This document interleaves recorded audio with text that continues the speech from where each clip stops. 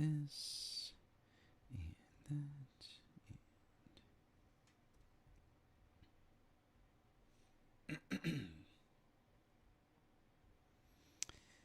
Okay, welcome in, guys. How about with that live goal and tap the screen? We're getting started.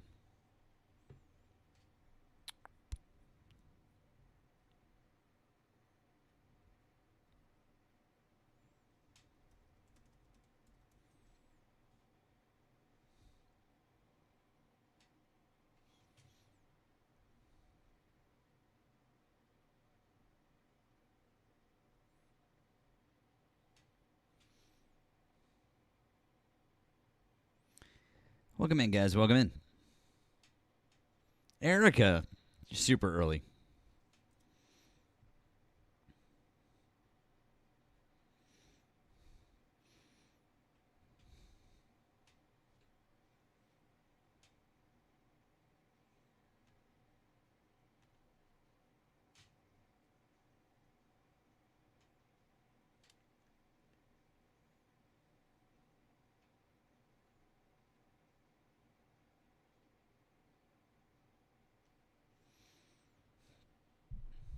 I know, right? It's a great song. Don Henley's a dick, but you know, still has great songs. So,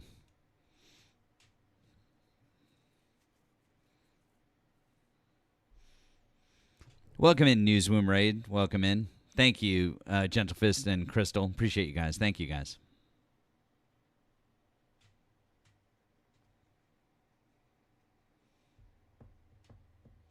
Guys, continue to help out with the live goal. Keep tapping the screen. Send in your heart me's. As our friend Erika says, do all the good things. Do all the good things.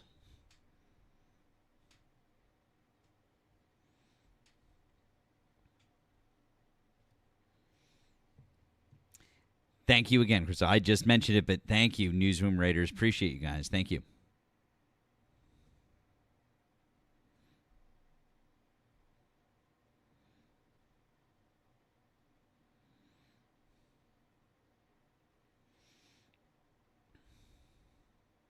Oh, Erika did not have to do that.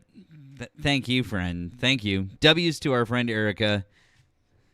W's to Erika for her new soundboard as well. W's to Erika for her new soundboard. I hope you guys caught her stream earlier. She was cooking. She was cooking. I know, right? W, Erika. Just...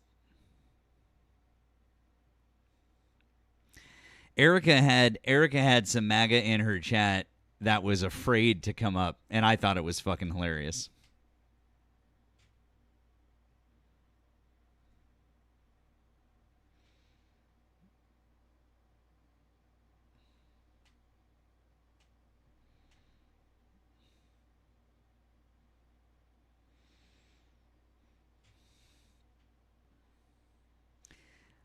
Did she? I don't know if she trademarked it. Maybe she should.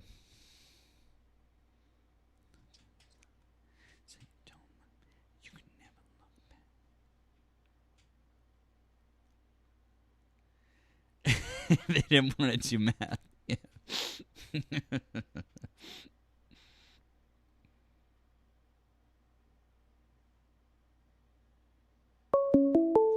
Phone line is on and working, guys.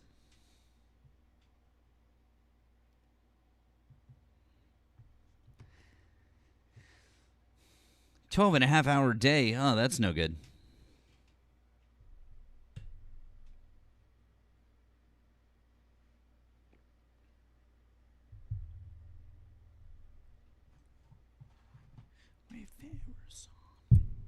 Oh, Sean, thank you, friend. I appreciate all of you guys. And Sean, that was really kind. Thank you, friend.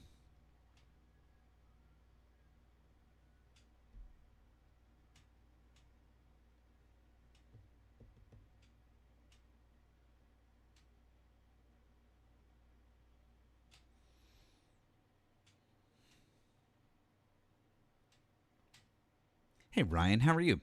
Good to see you, man.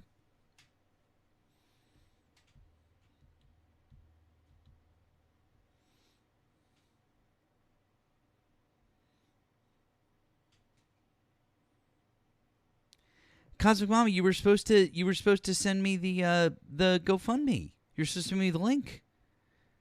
Send me the link. I'll add it into my thing. I thought, please, friend, please. I'm happy to help raise more.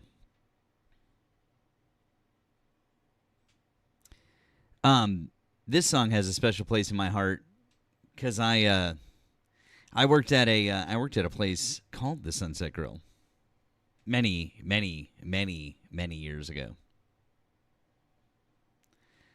Well, that's awesome, Cosmic Mom. I'm really glad that people were so good about helping that you didn't even need to do it.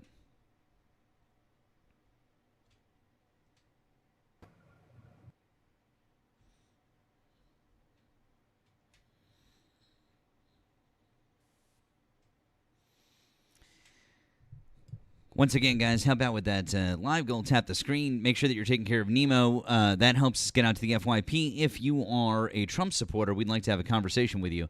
So hop in the box. Hop in the box. We do have a great community here, friend. Absolutely. Hop in the box, and we can have a conversation with you. If you are over on the tube, you can call in.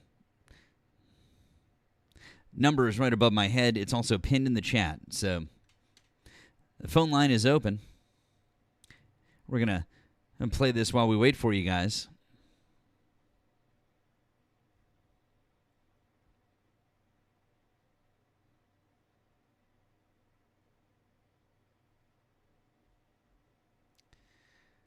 All right, let's see here.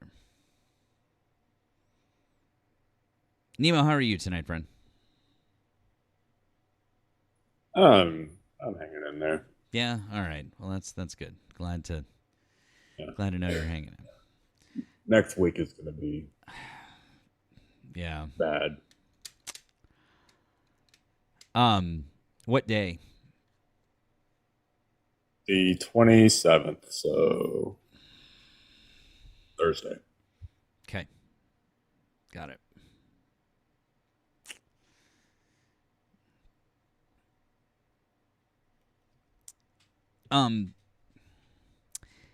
Guys, while we have a moment and as we get started, and while we play some music, because I feel as though it's appropriate. One of my original mods, one of the very first people who volunteered to help me out, found out today that she passed away. And she's a musician like me. She was super cool, and I'm really sad. I'm very sad that she's no longer with us. But when I was having 70 or 80 people in my lives, she volunteered. She was like, I want to be a mod. I want to help, and she was here, and she was here a lot, and she was great. And I liked her a lot, and I had a personal connection with her, especially as a musician. She was fan-fucking-tastic. So, Dawn, wherever you are, friend, you rest in peace, friend. Abso-fucking-lutely. Yeah, that was our friend Dawn of the Dead. So, if any of you knew her, she passed away at the end of July, and I just found out today. So, anyways, I just wanted to say that I really liked her, and so that makes me sad. So, she was cool.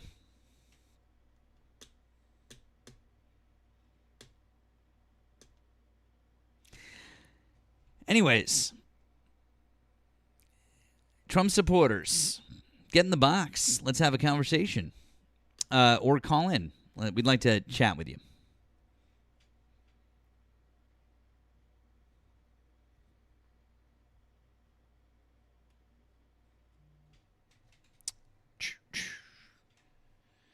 Right.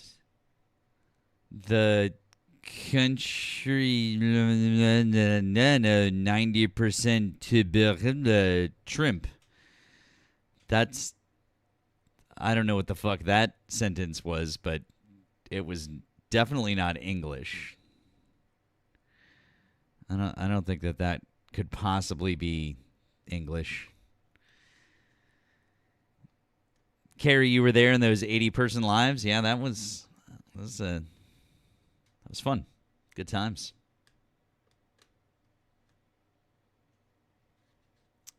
Definitely has to be a Rob who typed that. Yeah, I know.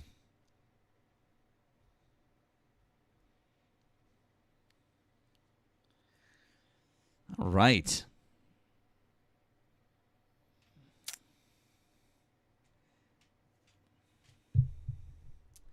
Thank you, Wesley, over on the tube. Thank you, Wesley. Hi, Matt. First super chat. Much love. And kick some MAGA ass tonight. Chat, hit that like button like Trump hit every single one of his lives. Every single one of his wives, excuse me. Damn. Wesley is always fucking brutal like that, so we appreciate you. Appreciate you, Wesley. Yeah, good shit. Well, not Carrie, not full body, more just like waist up. You were getting waist up, you know. Absolutely, waist up. So good times. Let's see here.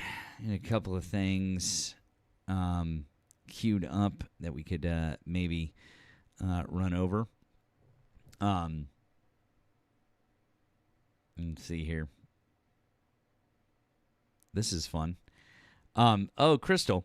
It's funny you sent me that because I actually had this was on my list of things to run over. I'm not gonna show the video yet.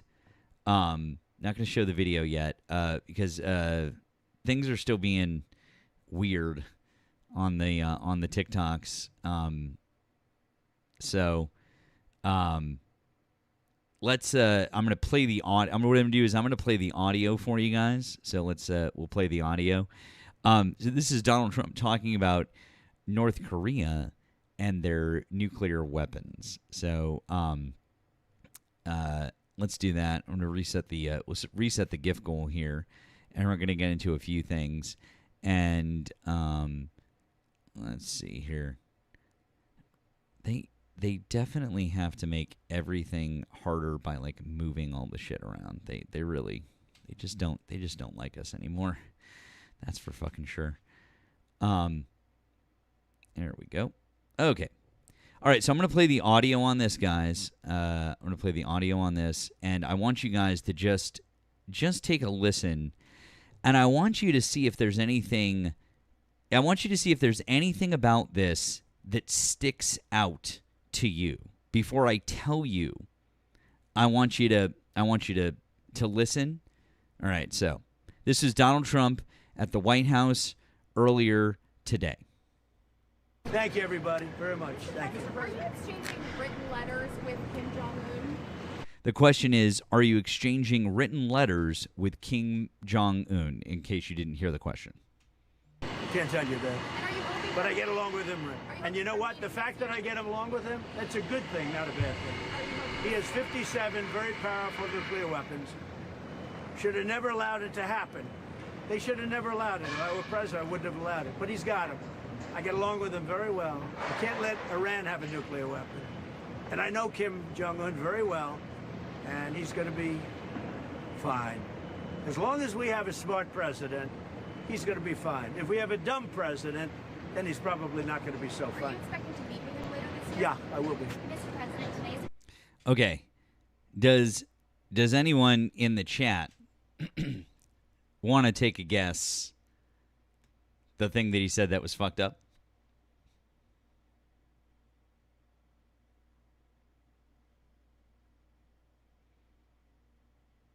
Nemo, you want to take a stab at it? Don't know. We never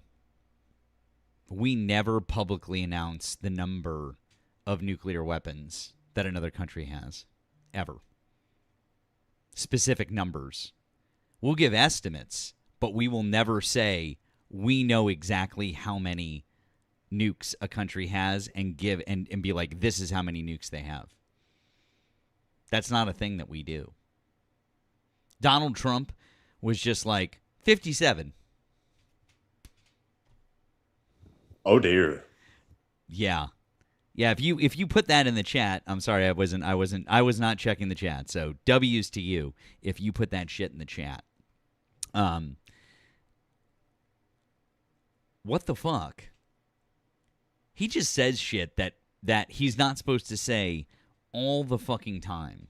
But we're supposed to be concerned because Joe Biden had like a couple of verbal tics and a stutter and would occasionally like slip up when he spoke. Our national security was compromised because China sent a weather balloon over our country. All right. Now, if the president lets it slip the precise number of nuclear weapons, which could then be used as a means of figuring out means and methods of us obtaining said information, that is totally fine. But don't you fucking dare send a weather balloon over the heartland. That is the real compromise.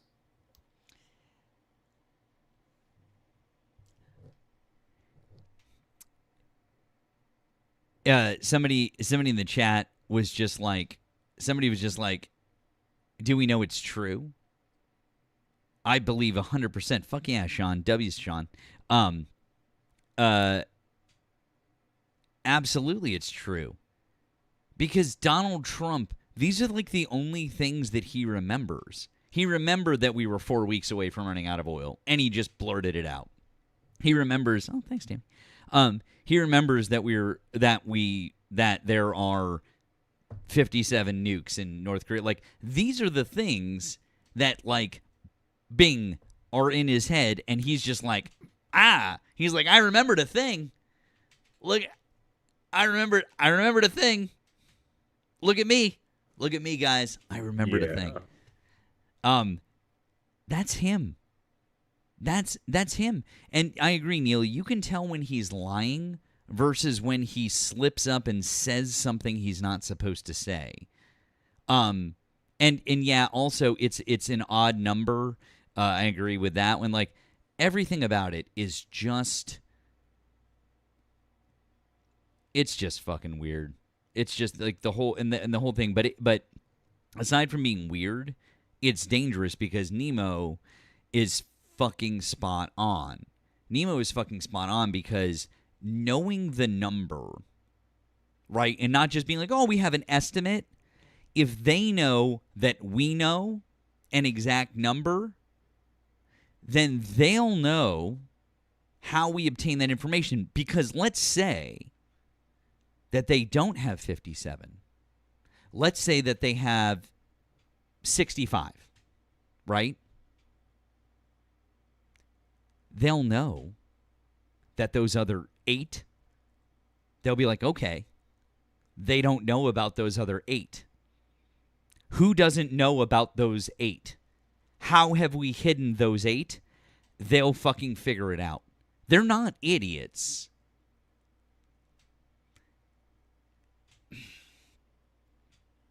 Yeah.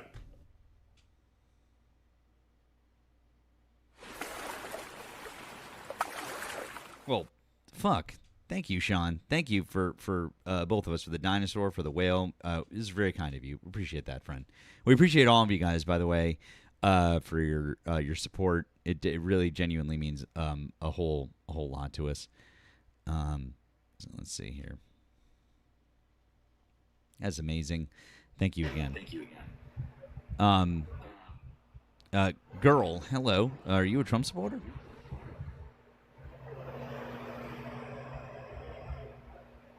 I didn't think so. Did not think so. Guys, once again, if you support Donald Trump, we'd like you to hop in the box. We've got about 600 people already over here on the TikToks, and I don't know. We got a bunch more over on the tube. We got like 100 people already over on the tube. So, like, call in, request up. We'd like to have a conversation with you.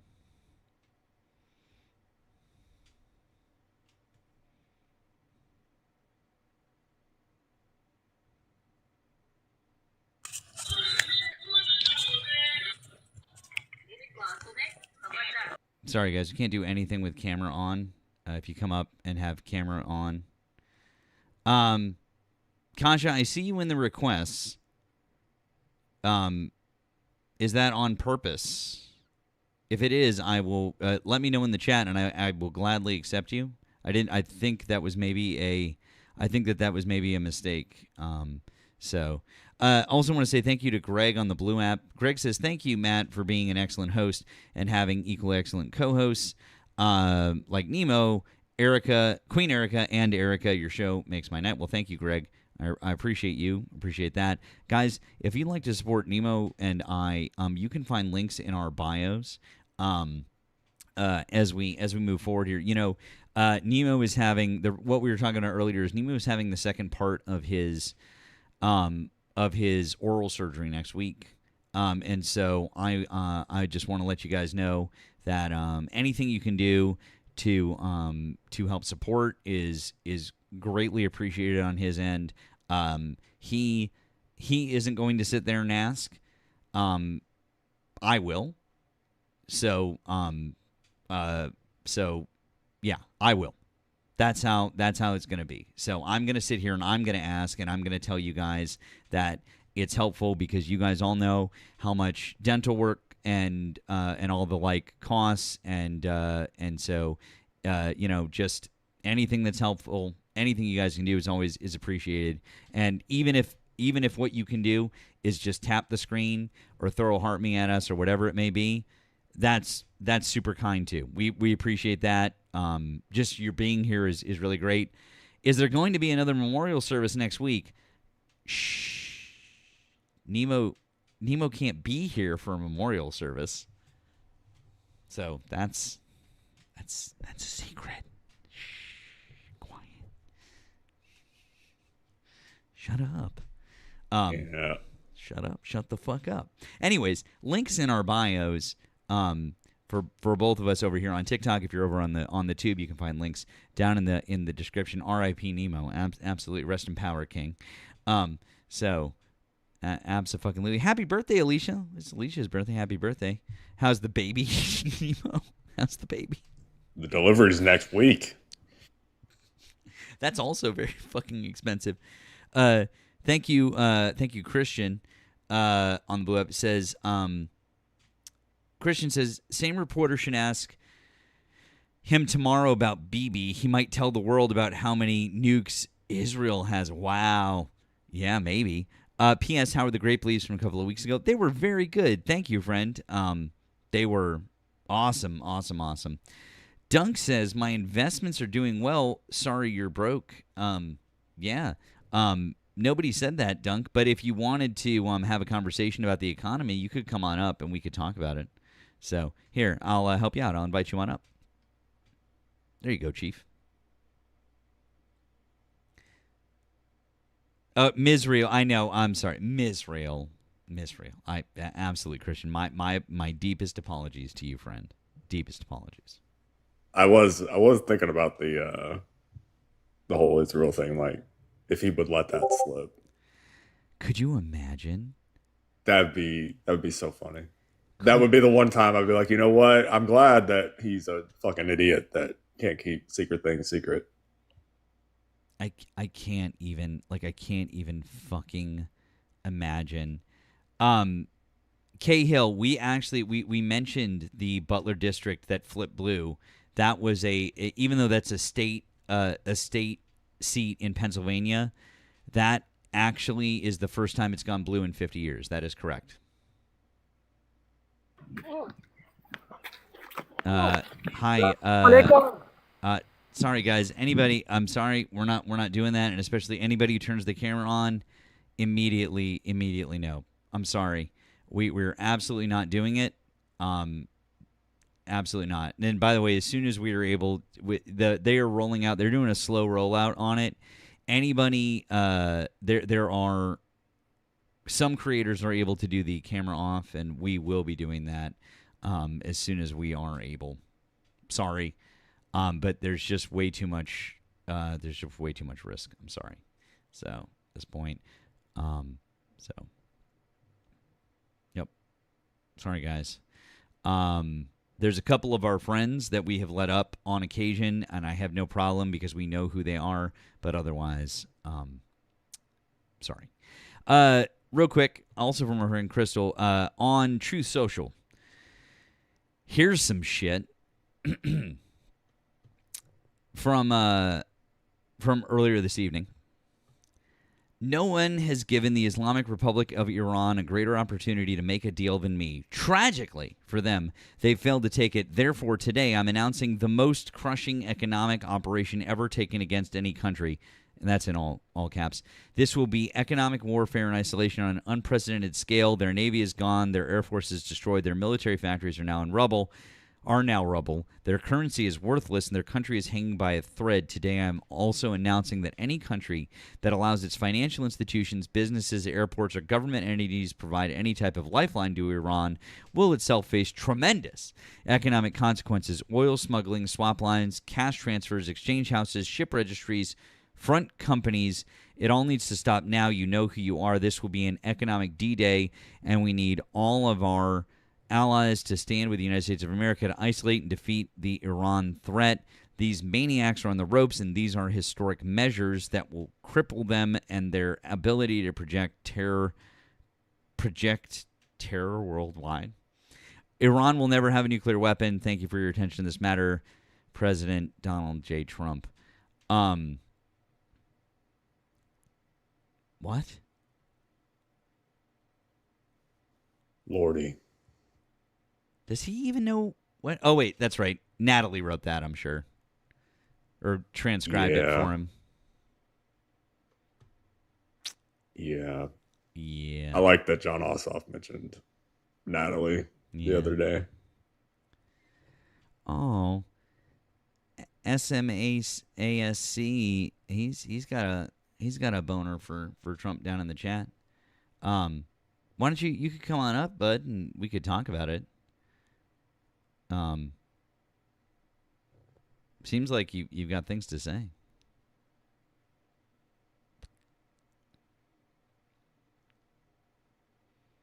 I mean, I want to hear what's going on. Please request that up. Oh, what a pleasant surprise! It's our friend Erika. Bro. Hello. Hi. Hey, Nemo. Congratulations on the baby. So, dude, I don't like the Wall Street Journal reported on this like 2 or 3 weeks ago. The base in Bahrain, the Navy base that's in Bahrain, the only one that's out there in the Persian Gulf, was destroyed by Iranian drones. And the government was covering it up. Now all of a sudden it's like being wildly reported, like why I said widely reported by other agencies. But the Wall Street Journal was on this like weeks ago. They even in the New York Times too, because the New York Times was it New York Times? Was it New York Times? I think it was the Wall Street Journal. They had satellite imagery of it. Really? Didn't I send you the article? You did. No, what you did? No. Of course you did. The Bahrain. No. It was Washington. Was it? I think it was Washington Post actually. No, it wasn't that was one. it? It was Wall Street Journal. Hold on, I've got it here. I mean, There's another one Yeah.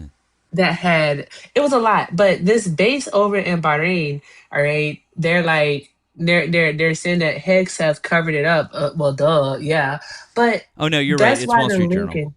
Okay, that's why the Lincoln wasn't being supplied because they couldn't get anything because the command center at that base had been bombed, like blown. I don't know what's right word. I say all the words and like TikTok, catch me if you can. It was bombed by Iranian drones, bro, and so it went bye bye. They don't have anything. That's why those people were on that darn boat in the middle of the ocean with frozen Philly steak. Yup. I don't know. I'm tired. Yeah. It basically it was absolutely fucking destroyed. It was a huge problem. S-Mask, since you're too much of a little bitch to come on up, I'm gonna mute you. Also, you said you were on Dean's live. Dean isn't live right now. And so yeah. Stop being a little bitch. Okay, there you go. Good talk. Very peculiar. Very peculiar. That's all I had. I saw someone in the comments mention that like the real reason for the Lincoln not getting its supplies is coming out. But like it's been known. It's just nobody was talking about it. So Well, that's all. I mean, this is absolutely ridiculous. Like his whole fucking rant, this whole thing, this Truth Social rant, is like, what does he think? Like, I don't. Just saying this shit, it changes nothing. It changes absolutely nothing. It Mm. doesn't affect anything.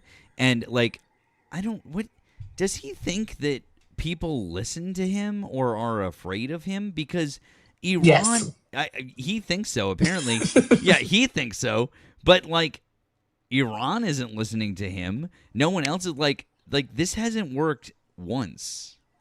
The Iranian military official Mohammed Reza something, he did the interview with PBS about a week or so ago, and he just basically laid out Trump's like tactics. Like he makes threats, after he makes threats, he backs off, and then he tells the American people that the war is almost over, peace is on the way, and the market goes up, and then come Monday, who did it?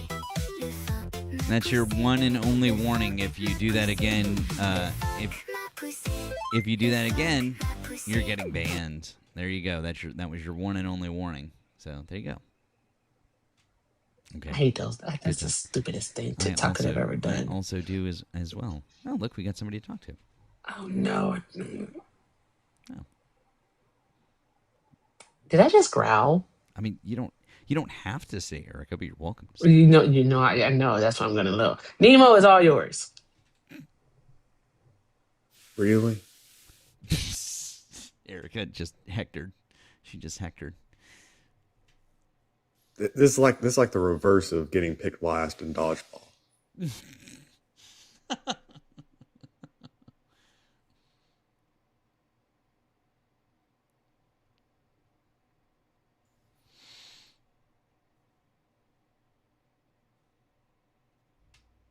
Are you kidding me?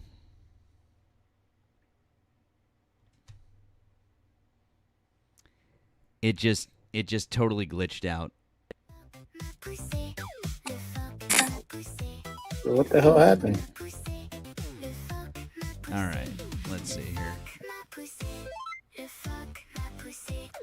All right. Well, I said you've been blocked. Nemo re-request. There was a glitch. It's a glitch in TikTok. Don't know why that happens. Anyways, El Chico, hi. Are you a Trump supporter? Yes, sir. How old are you and what state are you in? 40 North Carolina. Okay.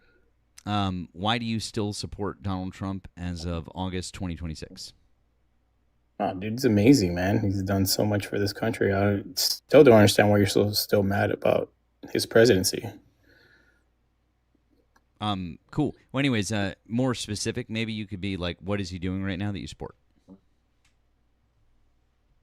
How about immigration enforcement? No, he's doing pretty well on that. Really? How so? Enforcing immigration law How so? by enforcing it, like deporting individuals that are not supposed to be in the country. That's why we have a deportation process. Is he doing a better job than Joe Biden did with deportations? How do you measure a better job? Is he deporting more people than Joe Biden did? No, he's giving people the Oh, so he's not doing a freedom. better job than Joe Biden. Okay, cool. Just checking. He's giving the opportunity for people to self-deport. So, but they're not. And so he's not doing a better Yeah, they job are. than Joe Biden? No, they're not. 3 million self-deported. No, they didn't. Show me proof that they did. Could you lay off the background noise there, Chief? Oh, you said that they didn't self-deport Can No, you show me no, evidence see- that? No, see, here's the way that this works is that I can't prove a How negative. does it work? So the way that it works is you made a claim that 3 million people have left the country. You need to prove that 3 million people have left the country. You made the positive claim, so show us proof. So why'd you deny it if you haven't even seen evidence? No, I'm asking for evidence. Show us proof. So now you're asking. I'm asking you after to. said I'm it asking for a didn't source, happen? please. So what I'd like is a source. If you believe that it happened Yeah. and you're going to claim that it happened, show us. Prove it. DHS has the numbers. Why don't you go to their website? No, they don't. Yeah, they do. Show it. Okay. What number you on? 2020 since 2025?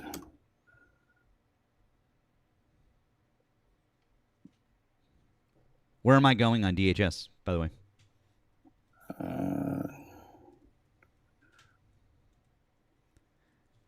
And by the way, we need to actually see rough data. Like a press release isn't going to be good enough because a press release is just kind of like bullshit. Is it bullshit? Yeah, it is because Why what is we it- need to see anybody can put out a press release and say anything that they want. Like if I showed you, for example, a press release from 2024 from the Biden White House saying that they had fixed the problem at the border, would you believe that?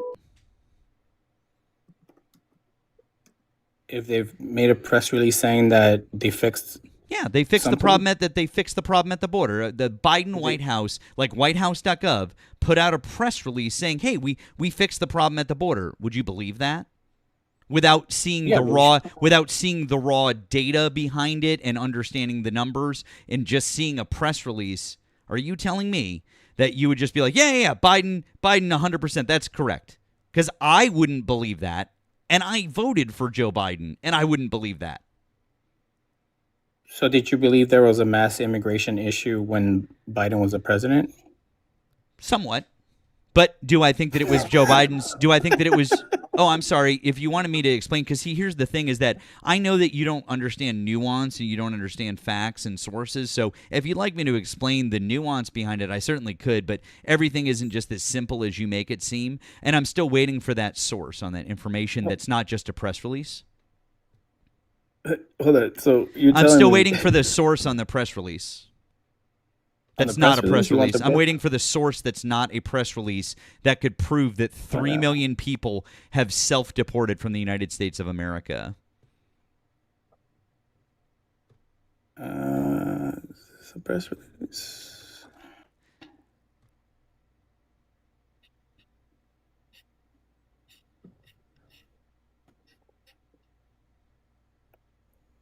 Oh, it is a report from DHS. So, It's yeah, it is a press release. Like, what do you want? Oh, What do you want oh, from it's a it? press release. No, I want an actual report that would show us the real numbers. You want a report. You want a report, but these are the Yeah. real numbers. No, that's a Where press do you get the release. report from? No, that's a press release. See, with anything real, you would have actual data. You'd have numbers behind it. They'd be like, here's the report. Here's the source for the data that we've pulled out. So where's the report? Where's the actual data? Where are they pulling that data from? In the press release, where are they getting the data from? How are they figuring out that 3 million people have left the country? From DHS. How are they figuring it out? What do you mean how? Okay, They're processing how does individuals. DHS Like, know? what are you talking how does about? DHS magically know that 3 million people have left the country? How does that work? Maybe because they fucking processed them out of the Cool, country. then where's the report that shows the 3 million people that they've processed out of the country? That would be What real report simple. What report do you want? to I want see? any See sort the of ni- I the want any name? sort of report that would show the actual data behind what you're saying. See, this shouldn't be hard. This should be the very press- simple. I don't understand the why press- this is so hard for you to understand. So why can't you show that to us? The press release should be enough. It tells you A press numbers. release doesn't actually give you the data. It just says, "Hey, we did a thing. We did a thing, guys." That's just anyone can put out a press release and say anything that they want. Do you So realize you that, hold the- right? You hold the Democrats to the same standard? Abso-fucking-lutely. I literally just said to you, if Joe Biden put out a press release during his presidency that said something wildly untrue, I wouldn't just believe it. I would be like, I want to see the data behind it. I want the numbers. Abso-fucking-lutely. Press releases are not sources. They're literally just fucking propaganda. It's just publicists putting out information that has no substance whatsoever. We need the actual data behind it. A press release isn't a source. So again, sir, where is the source of the information in the press release? And if you don't have it, just say, I don't have that information. Thank you. If the press release is from DHS, that's not credible to you? No, because No. DHS would have to show the information that led to the press release. What part of that do you not understand? You guys are silly. What else do you want? Do you want it like in a bow and everything? Like No. dumbass. Okay, Nemo, maybe you can explain it to him because he's obviously not understanding. Maybe you could try because he's not understanding this concept. Chico, do you know what a press release is? from a federal agency? Yeah, it's informing you about what they're doing. It's informing the press, right? It's informing the nation. That's why it's called a press release. Okay. So Okay. it's informing the Why press. would they be lying in their press release? Because it's a press release, they're not obligated to tell the truth. No, they're not obligated to tell the truth to the American people. Interesting. During a press release, no. Is that how- think about how you- think about that. No. Is that no, how think you about feel that. about the Rona vaccine? That they didn't feel obligated to tell you the truth about it? Well, that was obligated to be the truth, right? I wasn't relying on press releases for that. I was relying on science for that. Were you relying on science through the Yes. press release that you were getting? Yes, I was relying on science. Press release from the scientists? No, Like dumbass. Anthony Fauci. The studies. Oh, studies. They press released the studies? I love how he's pivoted away You- from you the actually thing that don't he know what a can't press prove. release This is. is amazing. So how do you know how? You if it was really good don't or know what a not? press release is. Well, it's a federal agency releasing data. So why does it matter if it's a No, report or that's not? the thing It's a is that press it's release not from a, the it's not a federal agency releasing data. It's a federal agency DHS is a releasing federal a agency. statement to the press. That's not the same thing. It is the same thing. You just don't like it. Okay, got it. So Yeah. if it's coming from a federal agency in the form of a press release, then it's true? Well, yeah, that's why they're releasing it. Gotcha. Okay, cool. So then when the CDC said that the jabby jab was okay, you believed that, right? No, I didn't. No, you didn't. Wait, why? No, Why? It's 'cause I obligated know- to be true. No. It's the truth though. Because I knew they were fucking lying. No. But it's true though. It was in a press release. It's true. But I knew they were lying. Oh, but no. It's true though But how is it true when if because you knew they gave about, data in the release. If you knew about Well, no. gene But therapy, they you gave would know data that in they the were release, lying. and you automatically you must believe it, right? Because they can't lie. Like I said, I knew they were Like lying. you said, but no. Like you said, press releases are the truth. Yeah. You believe it if it's from a federal agency. CDC is a federal agency, therefore they release the truth in a press release, right? Did you believe it was true? Of course, I believed it was true. Oh, okay. So you fell for it too then. Oh, so you say that it's not true? I know it's not true. I know Wait, it wasn't safe. I so knew it you was safe, you not don't safe and believe effective. federal agencies when it's inconvenient? Is that what it is? Well, if you have firsthand knowledge, then why would Firsthand knowledge? Are you part of ICE? in regards to I'm talking about the Rona. Oh, okay. Yeah. When they're So- injecting gene therapy into people, that's not healthy. Right. Okay, cool. So again, That's sounds not like what. you only believe is press gene releases therapy. when mRNA is like, gene therapy. Their politics. Oh my God, you really have you It's- can't like hold two things in your head at the same time, can you? You're so stupid. It You is don't know what gene- you're it talking is gene about. therapy. Oh my god. mRNA is gene therapy. Spell gene therapy. What does that have to do with mRNA being gene therapy? God damn, spell gene. Spell gene. Which type of gene? I don't know, man. Which You the told me kind last that we're week, the that's kind that used we're for therapy. talking about. And by the way, I need to point this out because it's so spelling have to I do need with to point anything this we're out talking because about? it's literal fucking misinformation. So I need to stop it. Standard mRNA vaccines are not gene therapy, because gene therapy would be something that would permanently change your DNA. mRNA has been proven to not change your DNA. That's what the gene therapy is. So you literally don't know what the fuck you're talking about, kiddo. What's your source Anyways, on that? what's my source on that? Fucking Science and Medicine. Oh, really? Show Yeah, it. Science and Medicine. Anyways, now that you've pivoted so fucking far away from the thing that you were trying to prove, come on back to the app, bud. Where are you going? Where are you going? Come on back to the app. I got something to show you. Come on back to the app. I have things to show you. Come back to the app. Don't run away. Don't run away from us. I know that this is embarrassing for you, but don't run away. Come on, Chico. Oh, he's running away. Oh, goddamn. Do you know how to run away?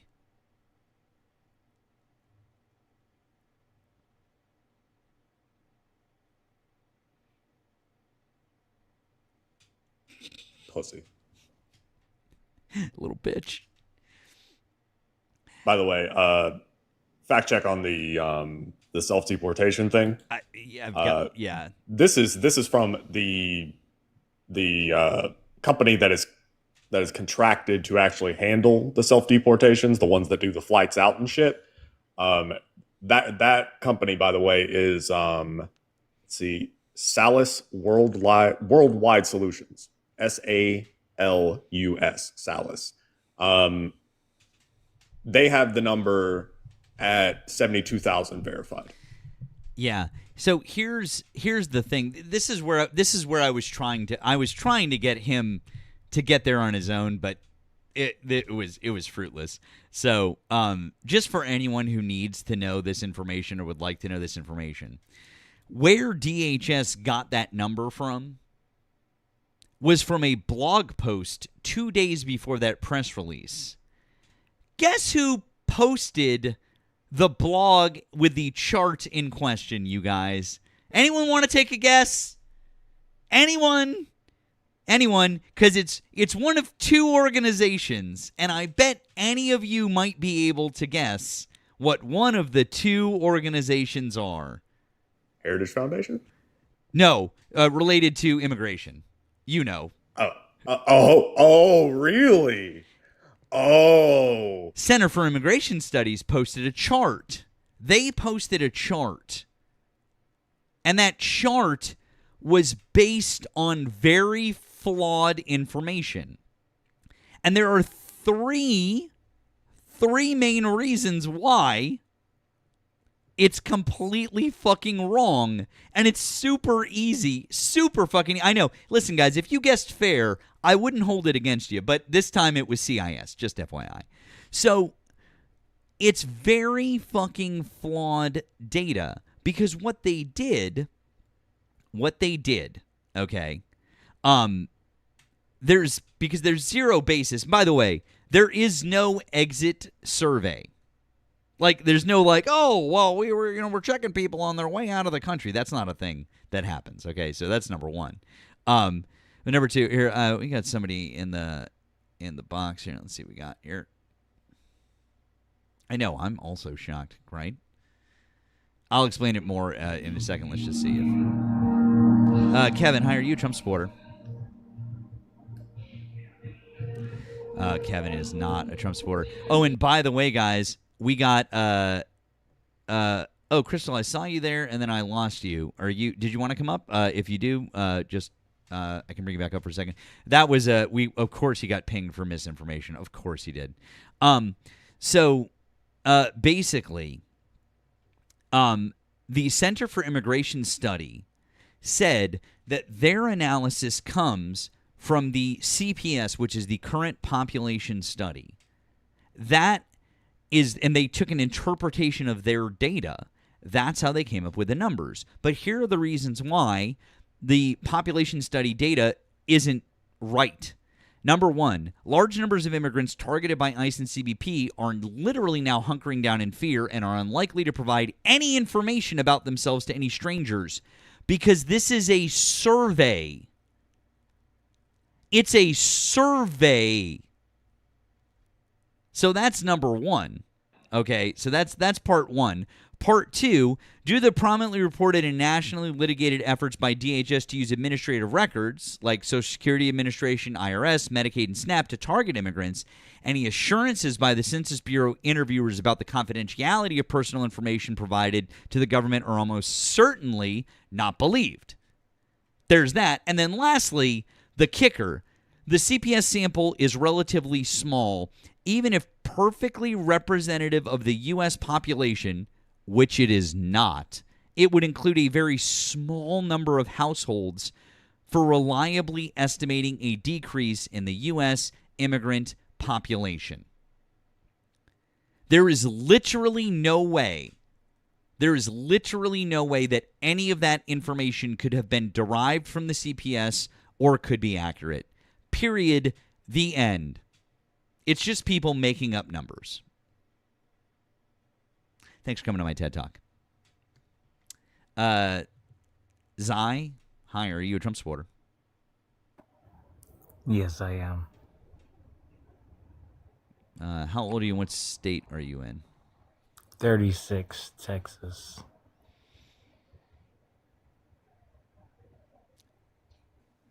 Okay. Why do you still support Trump?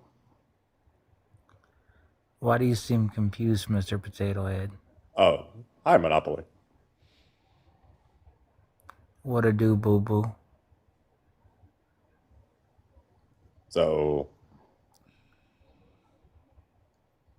what do you want to try and debate tonight? Whatever you like. Trump sucks. What is he stuck on? Well, I don't think that Natalie gets paid enough for that, so. I mean, you made the accusation. Well, he sucks. He sucks at leading the country. Sucks at, inspiring anything other than fear in the American populace.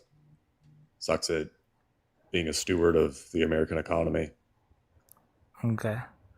So you want him to lead you? To leave me? No, lead you. You said he sucks at leading America. You're part of America, so you want him to lead you. I want him to lead the country. Are you part of the country? Yeah. So you want him to lead you. I mean, that's like a weird way to think about it. I mean, I'm just trying to stick with the facts, brother. Do you want him to lead you? I don't want him to be in my life at all. Okay, so you do not want him to lead you. Okay. So your argument is that he sucks at leading. Correct. And you want him to lead America. You're part of America. Therefore, you want him to lead you. No. I don't want him to lead the country. That's the thing.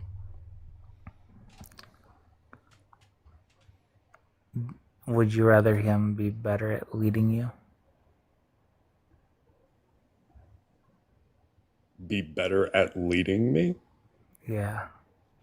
I would rather him not lead the country.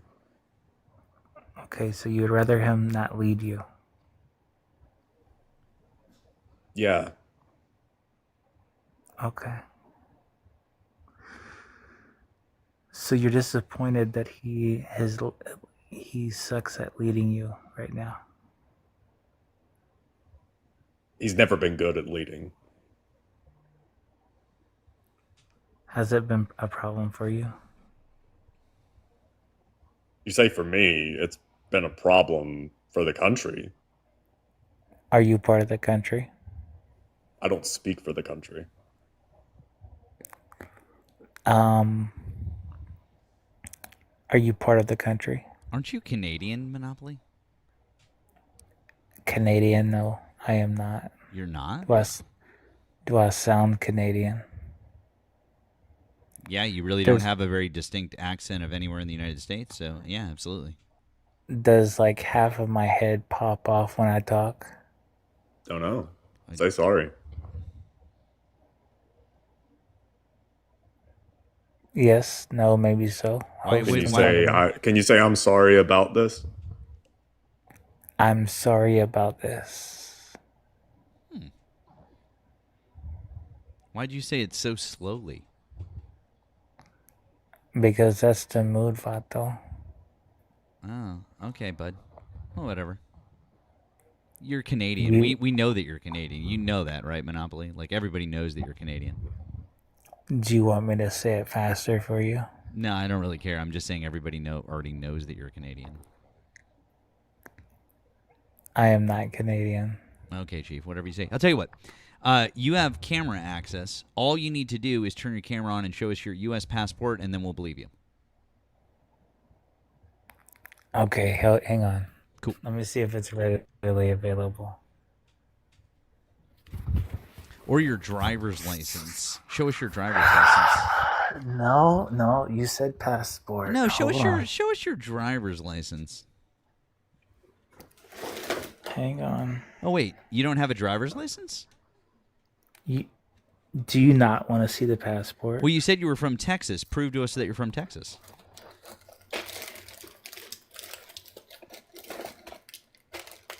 I want to see a Texas driver's license. So, which one is it? Do you believe that I'm not from the United States? I want to see a Texas driver's license.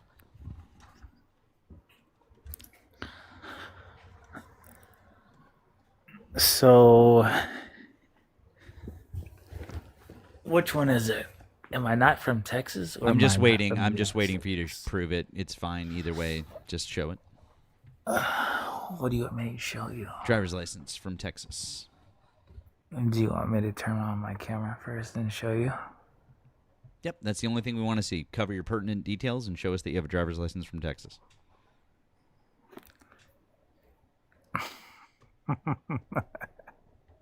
Why are you laughing? Should just take you 2 seconds, then we can move on.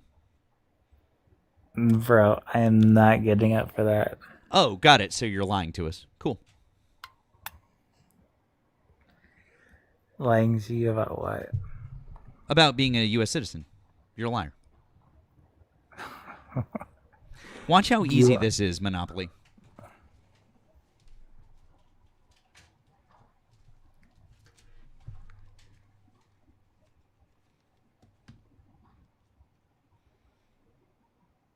Here's my driver's license that says Massachusetts on it.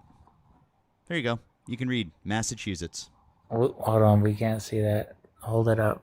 Yeah, we can. And there's my picture, too. Lord have mercy. I know, right? Anyways, you're lying about being a U.S. citizen, so why are you lying about being a U.S. citizen? See how easy that was? How that took me all of 5 seconds to do? Why are you lying to us? Do you request all your guests to show their ID? Only when I'm sure that they're lying about being a U.S. citizen.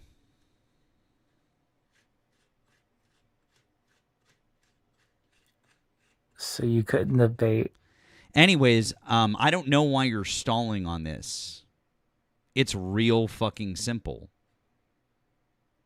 I literally did that in 5 seconds to prove to you just how fucking easy it was. Mr. Potato Head. Anyways, why is this so hard for you? Is it because you're not really a U.S. citizen and you don't have a driver's license from the state that you're claiming to be from? It's not that hard to be honest. I know it's not that hard to show your driver's license. It's crazy. Why are you being such a little bitch about it? Cover up your pertinent information, show your face, and the state, and that's it. That's all you have to do. It would take you all of 5 seconds. You can call me Mr. Potato Head all you want, but my head is obviously smaller than yours because you're not showing it on camera, and you're not showing your face, and you're not showing your driver's license, which means you're lying to all of us. You don't think that's odd? Anyways, I'm still waiting. You're kind of odd. I'm still waiting. Still waiting. Anytime. Do you feel like that you're? Do I feel like waiting for you to show us that you're a U.S. citizen so that we can have a discussion?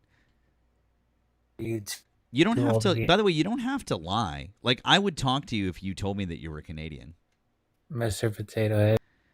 I would talk to you if you told us that you were Canadian. Slum now. What was that?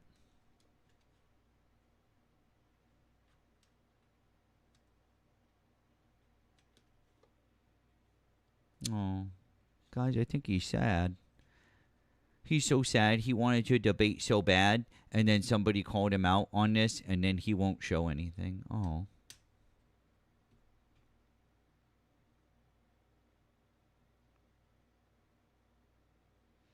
You know, in all this time, Monopoly, you could have literally just gotten up and grabbed your fucking license. It's been like over 5 minutes.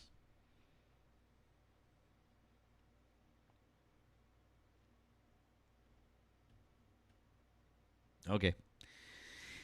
Anyways.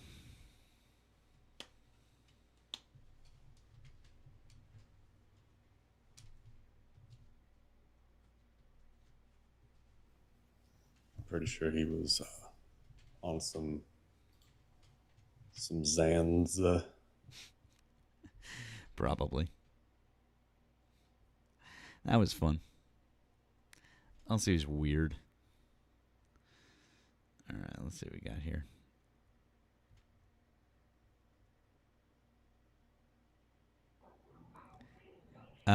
Captain Jack, hi, are you a Trump supporter?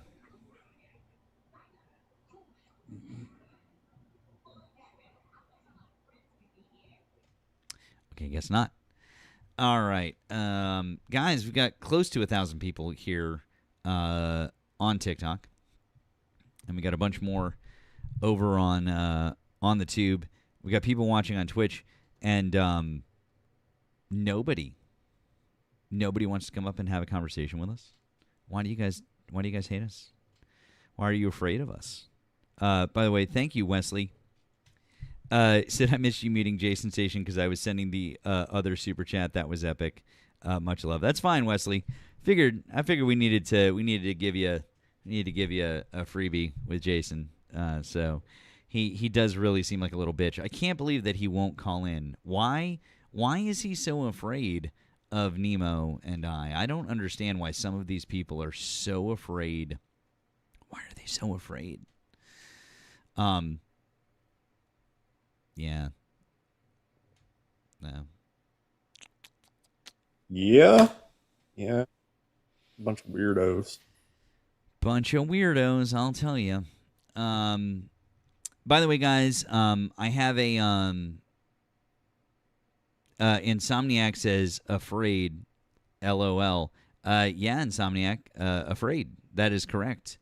Because we've got well over 1,000 people watching us, and nobody will talk to us. So yeah, absolutely. Afraid is the correct word.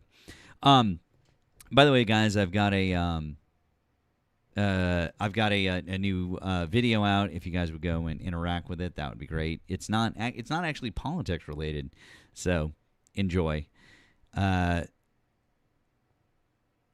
Self-Evil Loot says, seems like it's a problem on your side if no one wants to talk to you. Yeah, it seems like that the problem is that you guys are afraid to defend your positions. It's like you can't do it. So, yeah. Man, that sucks. It sucks for you guys. Weird. It's almost like we're sitting here for hours at a time willing to defend our positions with our faces showing, not afraid at all to sit here and say what we believe in and defend what we believe in. And Trump supporters are no longer willing to even do it anonymously and hide behind their profile pictures and do it. That's crazy. Because, see, I just muted the two of you guys in the chat, Insomniac and Self-Evolute. And then instead of getting up and having a conversation, you guys are just going to run away. It's crazy work. Fucking crazy. It's wild. Anyways, let's see here. I was going to run over a couple other things with you guys. Let's do that. Had a few other things. Let me pull this up for you guys.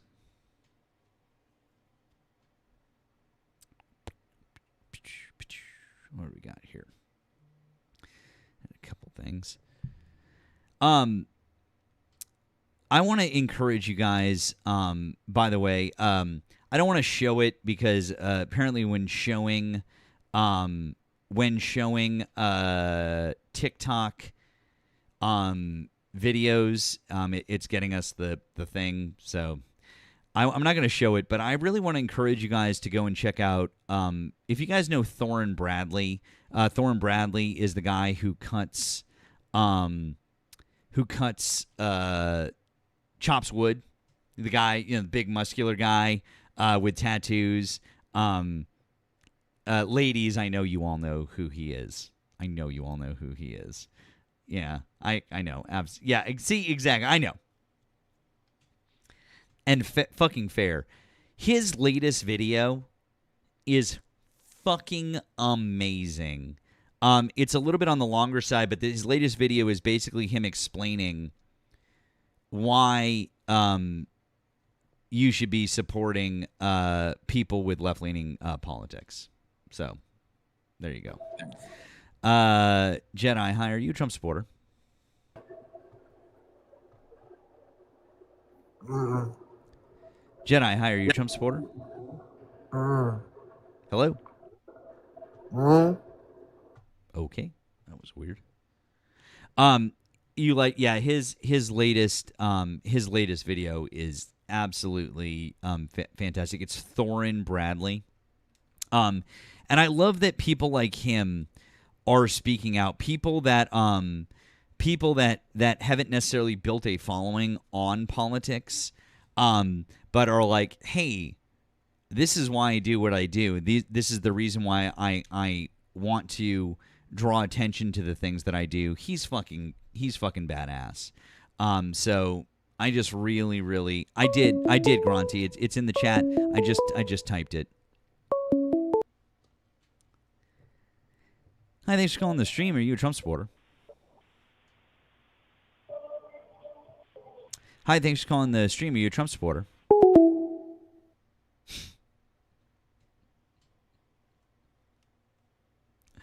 Amazing. We're doing great today, you guys. We're doing absolutely fucking great. I'll tell you.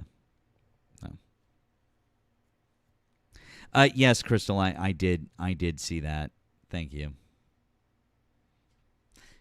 2 fucking years too late. All right, let's see what we got here. Hi, thanks for calling the stream. Are you a Trump supporter? Yeah, 100%. Okay, how old are you and what state are you in? Yeah, 30 Georgia. Okay. Why do you still support Donald Trump as of August 2026? I mean, let's just start with one at a time. So let's do how about Save America Act first? Okay. Why do you support the SAVE Act? Yeah, so let's start with somewhere I think we can both agree. Do you agree that there is at least some voter fraud that's occurring in our elections? Yes or no? When you say some voter fraud, do you mean appreciable amount? Because the answer is no. So you're saying that there is no voter fraud happening. I'm asking, That's is not- there a single instance That's not what I of said. voter fraud that is happening? fallacy. So can you answer? Is Did there you hear even what a Did you hear single- what my co-host said? No, I didn't. He was breaking up. It's a perfectionist fallacy. Really? Yes. So Democrats always do this. You guys try to say, "Oh, it's a fallacy because we've only got like 500 and something convictions." But then whenever we look at something like identity theft, and we know that there's like a reported 2.4 million cases in just the fiscal year of 2024, and there was only 575 convictions. Why are you talking about identity? I'm so sorry. Hang on. Time out. Hold on. Hey, bud, calm down. Run away if you want. Go ahead. I'm not running away. You just shifted to identity theft. We're not talking about identity theft. What we're talking about is we're talking about voting. These are two very different things that are handled very differently and that can be done very differently. That's absolutely not in a thing that are equatable. So no, absolutely not. Yeah. Okay. So again, so the reason why I'm using, say, identity theft for an example is because specifically it's something that you can measure. As we know that there's a specific number of reported cases, and of those reported cases, we know there's a very small percentage of them that actually lead to conviction. And it's funny that if we use that same logic across all literally every single defined Cool. How much crime voter fraud is cool? How much voter fraud is reported each year? Cool. How much voter fraud is reported each year? Cool. How much voter fraud is reported each year? No, if you're, I will after you tell me how much voter fraud is reported each year. Yeah, I will. I just have a question for you. Since you're going to make the comparison, how much voter fraud is reported each year? Fucking be quiet and control. No, I'm just asking you. I just asked you a quick question. I said, how much voter, if you're going to make the comparison, why are you crashing out, kiddo? I just asked you a simple question. If you're going to compare it to identity theft, and you said there's 2.4 million cases reported each year, how much voter fraud is reported each year? Yeah, so it's funny that you asked that. There's actually no metric that measures that. In fact, if you look at the Heritage Foundation's reports, you'll see where they said very clearly that they're using a fucking very small sampling of these individuals, and they're explicitly not using any cases that were not convicted, tried, and they specifically that even if the cases had been reported, they're not even investigating those, because if they hadn't been convicted, the liberal left will refuse to believe that it happened. But then what happens is, whenever they say things like that I just said, such as, well, whenever we look at other types of fraud and we see that a conviction rate across all categories. Oh, so you're saying that voter fraud is so minuscule? Oh, so you're saying that voter fraud is so minuscule that it's not even reported? That's wild. My fucking point? No, because it's just stupid. You can't debate, bro. You just continue to interrupt. This is why nobody calls into your stream, because you don't know how to control yourself. I mean, if you're going to sit there and say stupid things, I'm going to stop you. Like right there. Do you see where I was speaking? Where you just Oh, I'm so sorry. I'm so sorry that you were saying something stupid and I stopped you. So basically what you're saying is, so basically your argument is that because people don't report voter fraud and therefore it's happening but people aren't reporting it? No, that's not. Again, if you would cool. So how much voter fraud is reported in a single year? Fucking be quiet, right? No. For a second. So God. why, Nemo? Why is it that this kid doesn't like it when we question the things that he's saying to us? You won't let me finish the point. I think it's because he loses his place in his script. For me, you okay, jackass. all right, so bud. Here, I'll give you here. Let you. Okay, buddy. Since you're okay, hey, bud. Right now you're calm down, kiddo. Calm down. Relax, kiddo. Relax. I'll let you talk. Just calm down. Have a minute. Take a fucking breath. Take a sip of water. Take a sip of water. Stop skiing so much. Take a sip of water. Whenever someone interrupts you, do you? It's not cool, is it? Jesus Christ, dude. Calm the fuck down. I'll let you talk for a minute. I'm so sorry that questioning one of your statistics made you so mad. I didn't realize that was going to fucking throw your entire thing. I'm so sorry. No, it's not. Here, take a breath. Take a breath. Take a breath. Calm the fuck down. And now restate whatever it was you wanted to say. There you go, bud. Here you go. Fantastic. So whenever we look at all categories of fraud, there's not a single category in which has a percentage of conviction of more than 1% of the total number of crimes committed in that category, right? That's every single category. You can name one, and the conviction rate compared to the actual amount of crimes convicted or committed is less than 1%, okay? That's all fucking categories that's measurable. So what makes voter fraud any fucking different? Okay, are you done now? Can I ask you a question, or are you going to get all upset? Sure. Thanks for not interrupting me. I appreciate it. Okay, cool. I just didn't want to get you all pissy again. Anyways, so now that we've gotten that out of the way, again, Are you claiming that voter fraud is happening so rampantly in the same way that identity theft is, in the way that but people report identity theft, but voter fraud is happening in exactly the same type of way, but people just aren't reporting it, or states aren't reporting it, or different things like that? Is that what you're claiming? No, not at all. Then what are you claiming? Yeah, my claims is, and this is actually very simple. It's almost impossible to say exactly how many instances of these particular fraud, for this instance is voter fraud, is occurring, because there's no measurable number to say, well, this many has happened because of X. So for that reasoning, we have to say, okay, well, let's look at every single other aspect of fraud and figure out what the average of conviction rate is in comparison. You're literally to the just total. speculating at this Would you allow point. me to So finish? no, Holy because you fuck, already dude. said this. You've already said this. It's So so you're funny just because repeating it's yourself so funny now. you won't allow Please anybody stop. to finish, because But you know you, my but point completely I let proves you. your fucking But would you nonsense. please And then stop? you're I like, let oh, you. well, Hey, you have to stop. I let you every talk. time that you decide Hey, to talk, Chief. so that way Hey, the audience Chief. can't Hey, know that I'm Chief. full of Hey, shit, bud. right? I Like, let. it's crazy. Like, I you're let completely full you. of shit. Hey, You won't bud. allow anybody to do it. I let you So talk. with that being Here's the said, thing: it's is so I funny. let you talk. So now when You've we already look at said it, this when we see exact that same thing. You're voter not fraud, answering for my instance, there question. is You things didn't that they answer my use. Would question. you fucking You didn't be answer quiet my again? question. What I'd like you to do is Yeah, I'd like you wouldn't to allow me explain. to I'd before like you to explain interrupted how me it is again. that You you fucking know. idiot. Okay. I'd like you Okay. to, Bud, please stop crashing out. I want you to explain how Dude, you you're the one that's know interrupting that me, you voter fucking fraud is idiot. happening. You're just speculating. I'm That's all that speculating you're that voter doing. fraud is happening. You have zero evidence to back up the fact that voter fraud is happening but not being reported. You're just speculating. Really? Yeah, so here's what I want. I want evidence that voter fraud is happening but not being reported or not being found. Yeah, I want sure. evidence. Absolutely. Absolutely. Are you ready?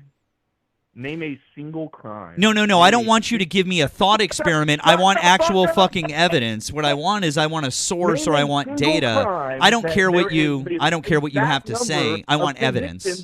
I'm so sorry. I want evidence. I'm so sorry. I want evidence. Name a single one. Oh, I will. I want evidence that it's Let's actually hear it. happening. I Let's don't hear care it. about your thought Let's experiment. hear it. Let's hear it. Let's hear Yeah, it. I don't care about your evidence. thought Let's experiment. hear I it. want evidence that it's actually No, happening. You can't. Because you can't. Yeah, because I want evidence that it's actually happening because you're just speculating. Okay, so how about if I give you like 580 instances that were convictions in the fiscal year of 2024? Of what?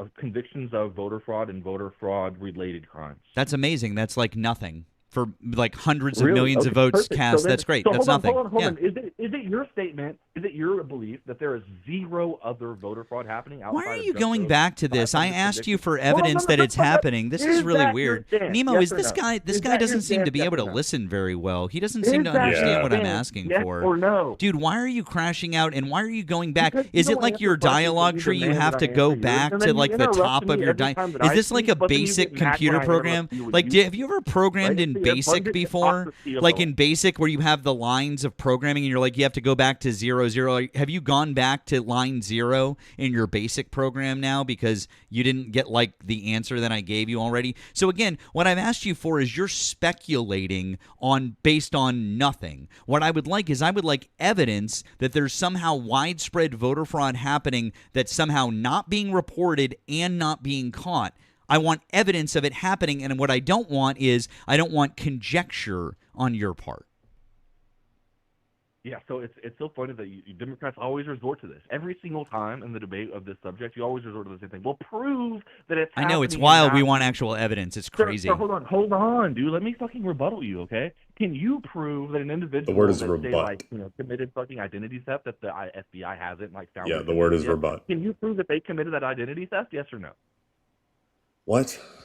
Yeah, you're trying to get somebody to prove a fucking negative. You fucking retard. No. There it is. Okay. By the way, you know that you can't slur. You were on with Erika earlier, and I know that you can't slur, and I know that you just did that because you can't. Yeah. You can't slur. You're kicked. Bye-bye. Yeah. So, yeah, that was. What part of you can't say fucking slurs? Go the fuck away, you little bitch. Jesus Christ. By the way, TikTok, we love People's History of the United States by Howard Zinn. And when that guest said that word, we kicked him. So sorry about that. But absolutely, we don't condone the use of that word. We love People's History of the United States. It's a great book. You know where you can get it? On the TikTok shop. You can get it on the TikTok shop. You can get it in my showcase, along with a couple of other wonderful books. My friend Nemo is going to start his showcase soon, too, and put his favorite books up there because he also loves the TikTok shop. He has so many wonderful followers, like over 120,000 followers that all would love to know what books he's reading on the TikTok shop. You can get this book, by the way, from HarperCollins Publishing. HarperCollins Publishing right here on the TikTok shop because we love the TikTok shop. The difference, by the way, guy who's obviously definitely still listening, is that the identity theft was reported. That's how we know. That's how we know it's happening. It was reported.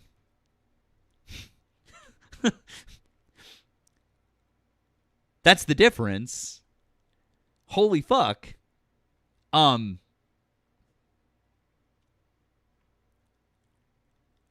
What was he really trying? Like, he literally was just giving us a speculative argument, wasn't he? Yeah. He was trying to basically equate one type of fraud with another type of fraud, and therefore the rate must be comparable.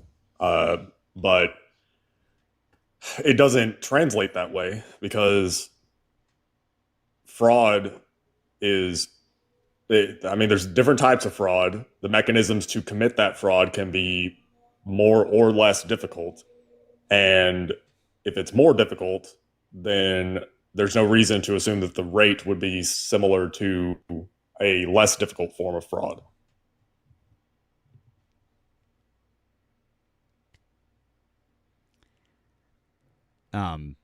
Our friend Erika was texting me. Apparently, he called up and did the exact same thing on her live as well.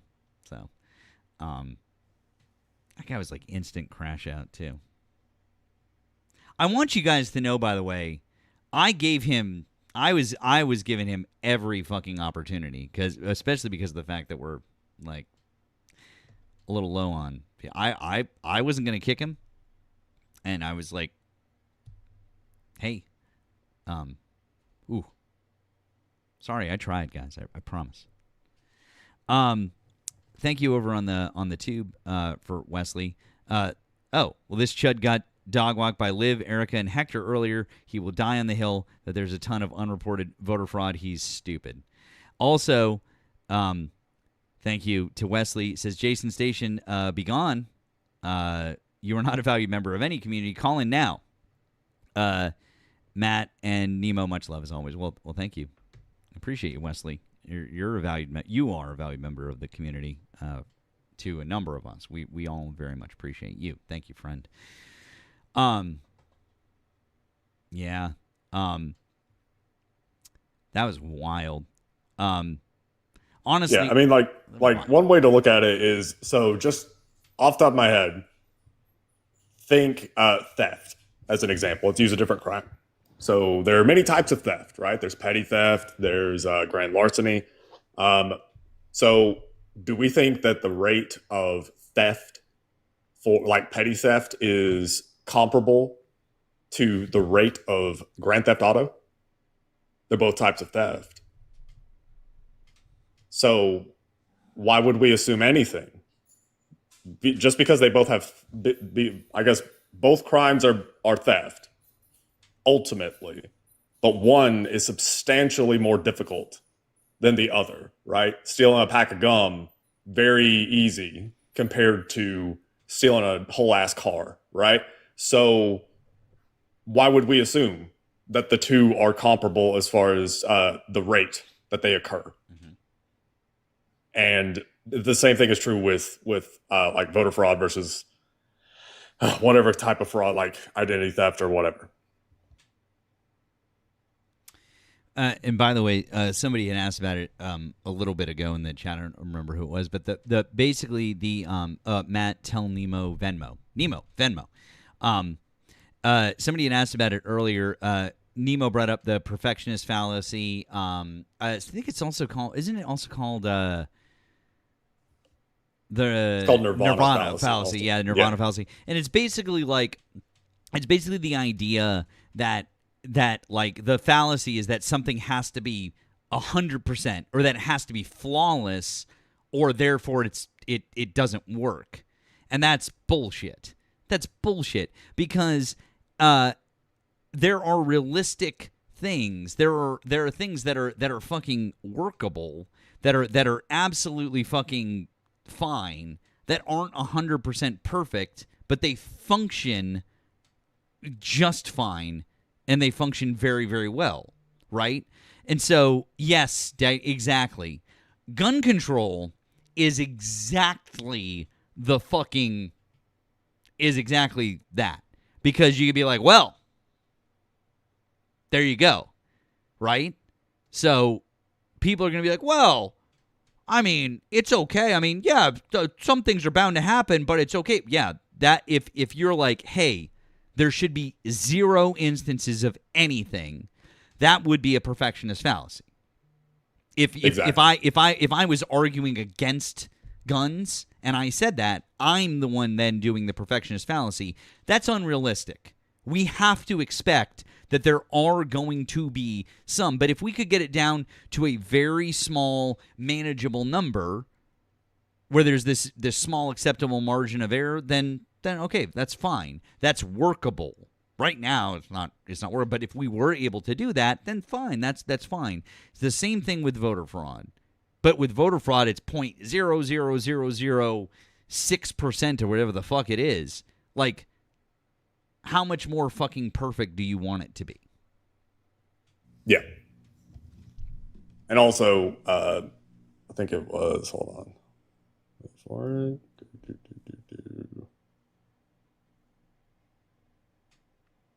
JVJ in the chat also brought up a good point, which is that the reward is not worth the risk, right?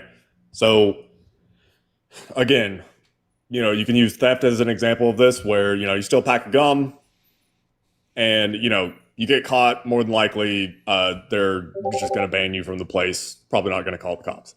You steal a car, you're getting in serious trouble, right? And the reason why is because of the value of the thing that you took.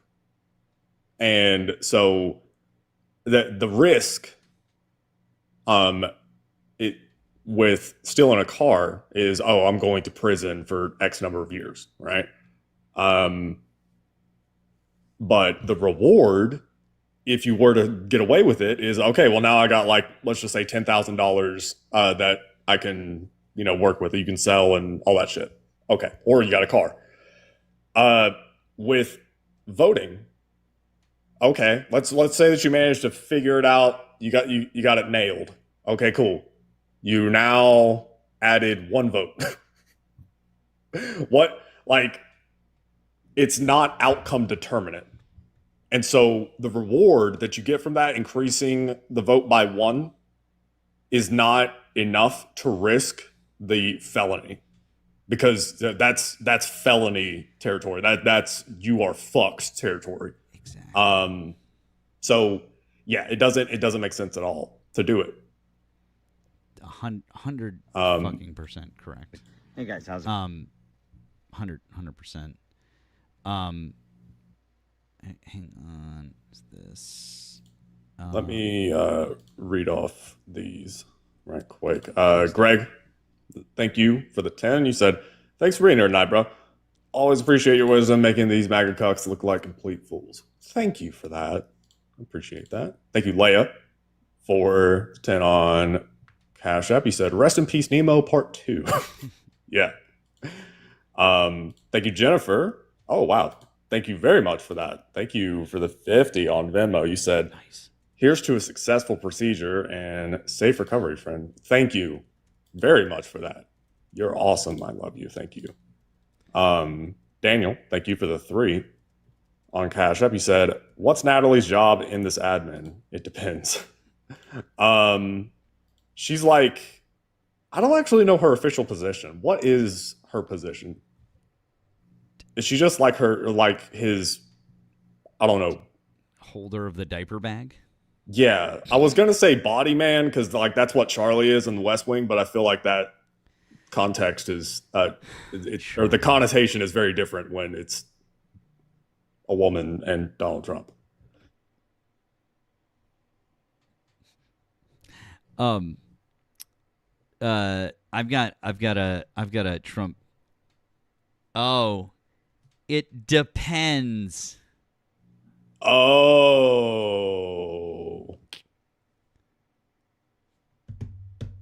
Oh. Rim shot. Rim shot. Oh, everybody. dear. Oh dear.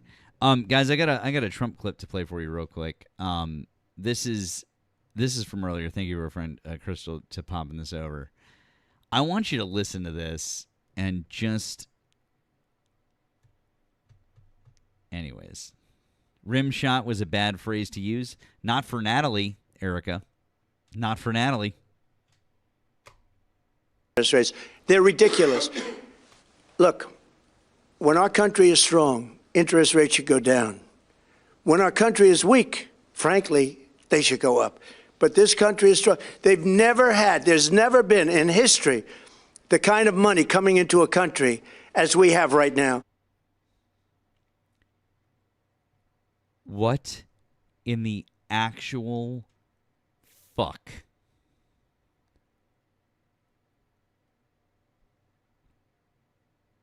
Wait, play that again? Listen to this. Like, what? These ridiculous interest rates, they're ridiculous. Look, when our country is strong, interest rates should go down.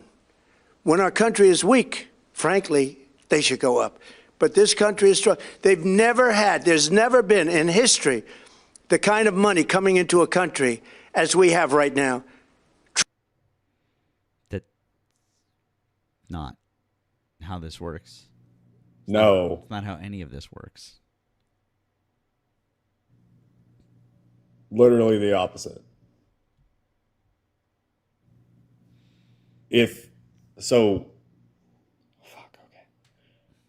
Interest rates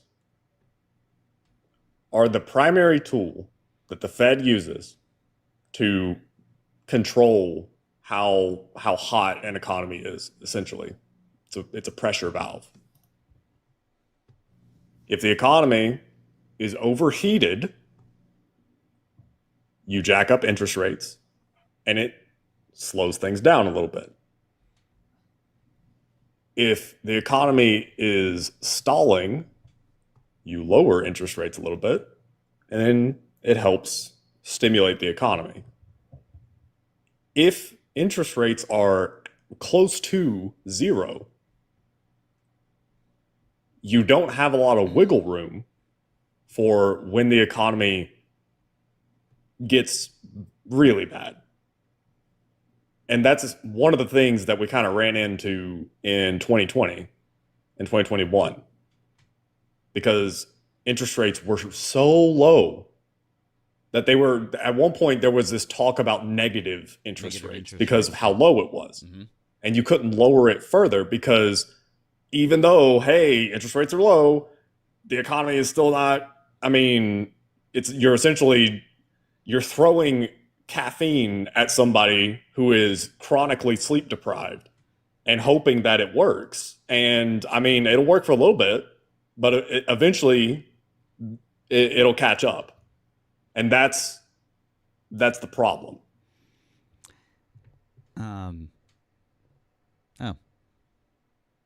Oh, David disappeared. Okay. He's gone. Oh, well. All right. Bye, David. Hey, it's our friend Brian. Brian, what's up, man? How you doing? What it do, guys? What's happening? What are we talking about tonight? Anything good? Well. No, never. Come on, every once in a while you gotta get a banger. You gotta get a banger in there. There he is. He's back. Everything's fucking weird on TikTok tonight. Just pop back up. We lost everybody earlier on the panel. Everything's weird. It's David. Hi, David. Are you a Trump supporter? Yeah. How old are you and what state are you in? 37, Florida.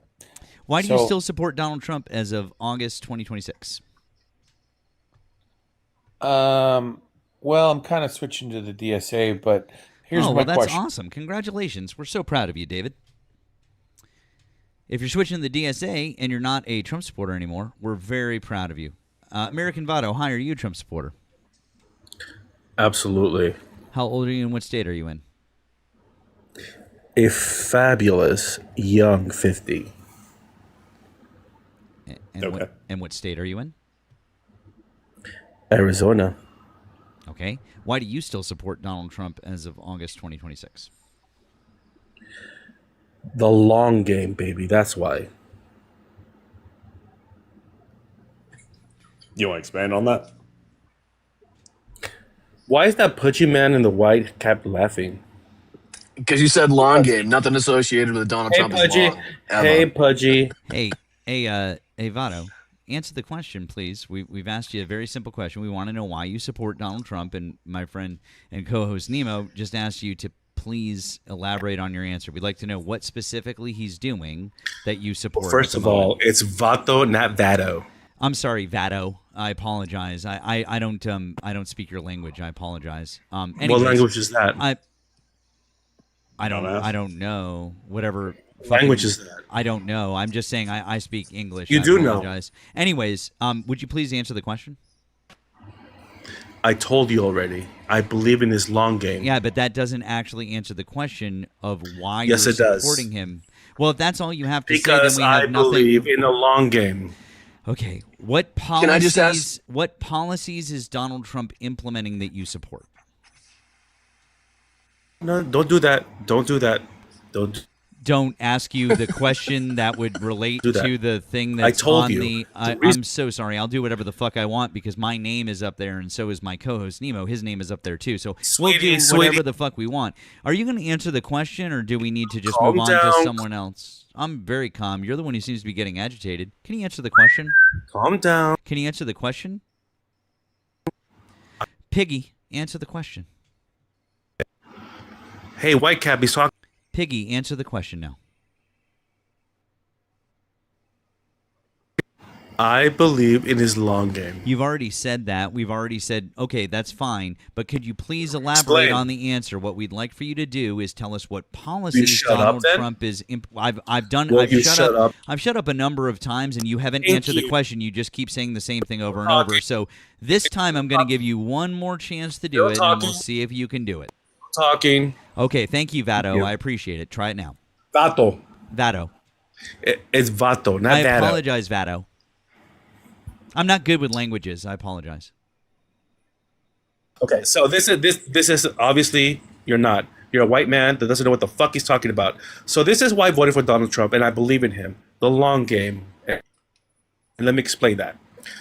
For the long beard at the bottom, who is just putting his wrist on his face, he's a fucking faggot. He's a total bottom. The one in the white cap, he's a total faggot too. He's probably fucks the other guy. And then, but you know what, girl? Let me explain. Anyways, by the way, TikTok, we removed that guest immediately, and he obviously slurred to get removed. By the way, we love A People's History of the United States by Howard Zinn. This is an amazing book, and you can get this book on the TikTok shop. You can also find it in my showcase. I love my showcase. I have multiple books in my showcase from HarperCollins. HarperCollins is the fucking best. Oh, wow, that's crazy, TikTok. I understand that we got a violation for hateful behavior, and that's why we removed that guest immediately. And that's why we love the TikTok shop, and we love all these awesome, awesome things that you can get on the TikTok shop. And by the way, American Vato, je parle un peu français. Yeah, I speak many, many languages, and I literally just did that to piss you right the fuck off because you're a disingenuous fuck. And you should never come back to our fucking live. Okay? Bye-bye. Hi, Wilbur. Are you a Trump supporter? Hello, how are you? Yeah. Cool. How old are you and what state are you in? 25, Florida. Delightful. Why do you still support Donald Trump as of August 2026? Because he's shutting down the border. He's helping the illegals get out, the illegal immigrants come out of our country.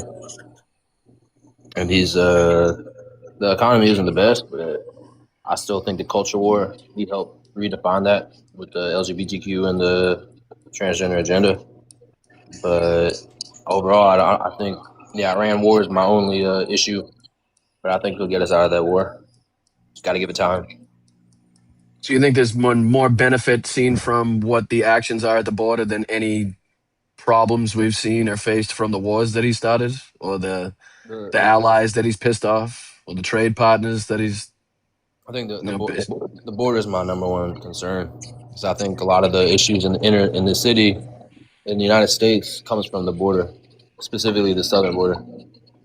A lot of the problems from like New York City or Boston come from the border down south.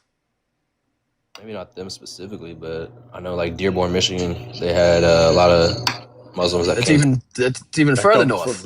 That comes from the southern border. Yeah, but like the thing is, like, because I've heard they like carjack and then they take the cars and they go wherever they like in Houston, Texas, for example. That's like a big carjacking city for the illegals. And so you said Dearborn, Michigan, though. Yeah, they migrate like specifically like the Muslims over there, but like all the. You think that the majority of the people that are coming across the southern border are Muslims?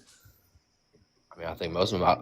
But I'm just curious because we still have cops and border patrol at the borders right now, right? Yeah.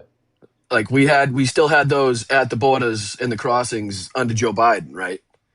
Yeah. Like because the place where the most amount of drugs and most amount of what you would call illegals that come through the border come through the ports of entry. You know what I mean? They don't come through these wide open expanses down in Texas, wherever you're referring to. Most of the people come in vehicles or trucks, or drugs come in vehicles or trucks through those manned checkpoints that have dogs, that have people with weapons. Like that's all never really changed. So I'm not sure what difference you think he's making.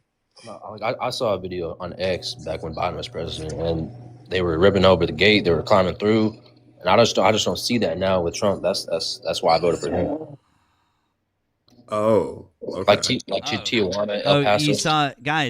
He saw a video on Twitter, and so therefore, that's just fact. Cool. I think the video that he's talking about is probably the one that the the Trump administration released, where they got through one section of the border only to be stopped by a much larger and more secured gate.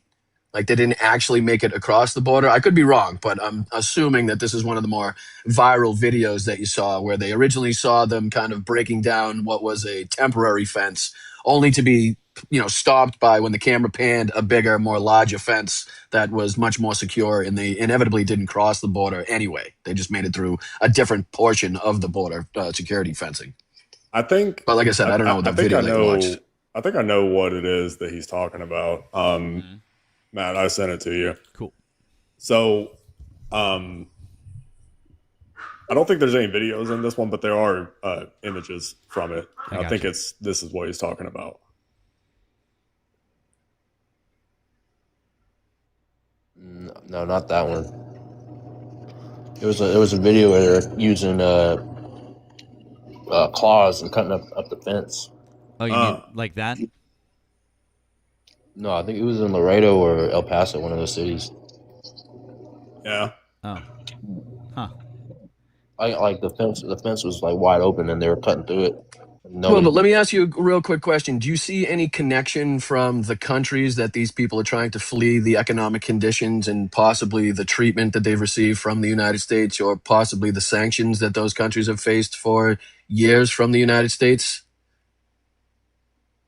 Like, do you see that, like, in part, we've been responsible for some of the degradation of a lot of the economies in these countries that these people are now fleeing, whether that because of lack of opportunity or because the gang lifestyle and the gangs have taken over where the government were lacking, only to obviously infiltrate more crime.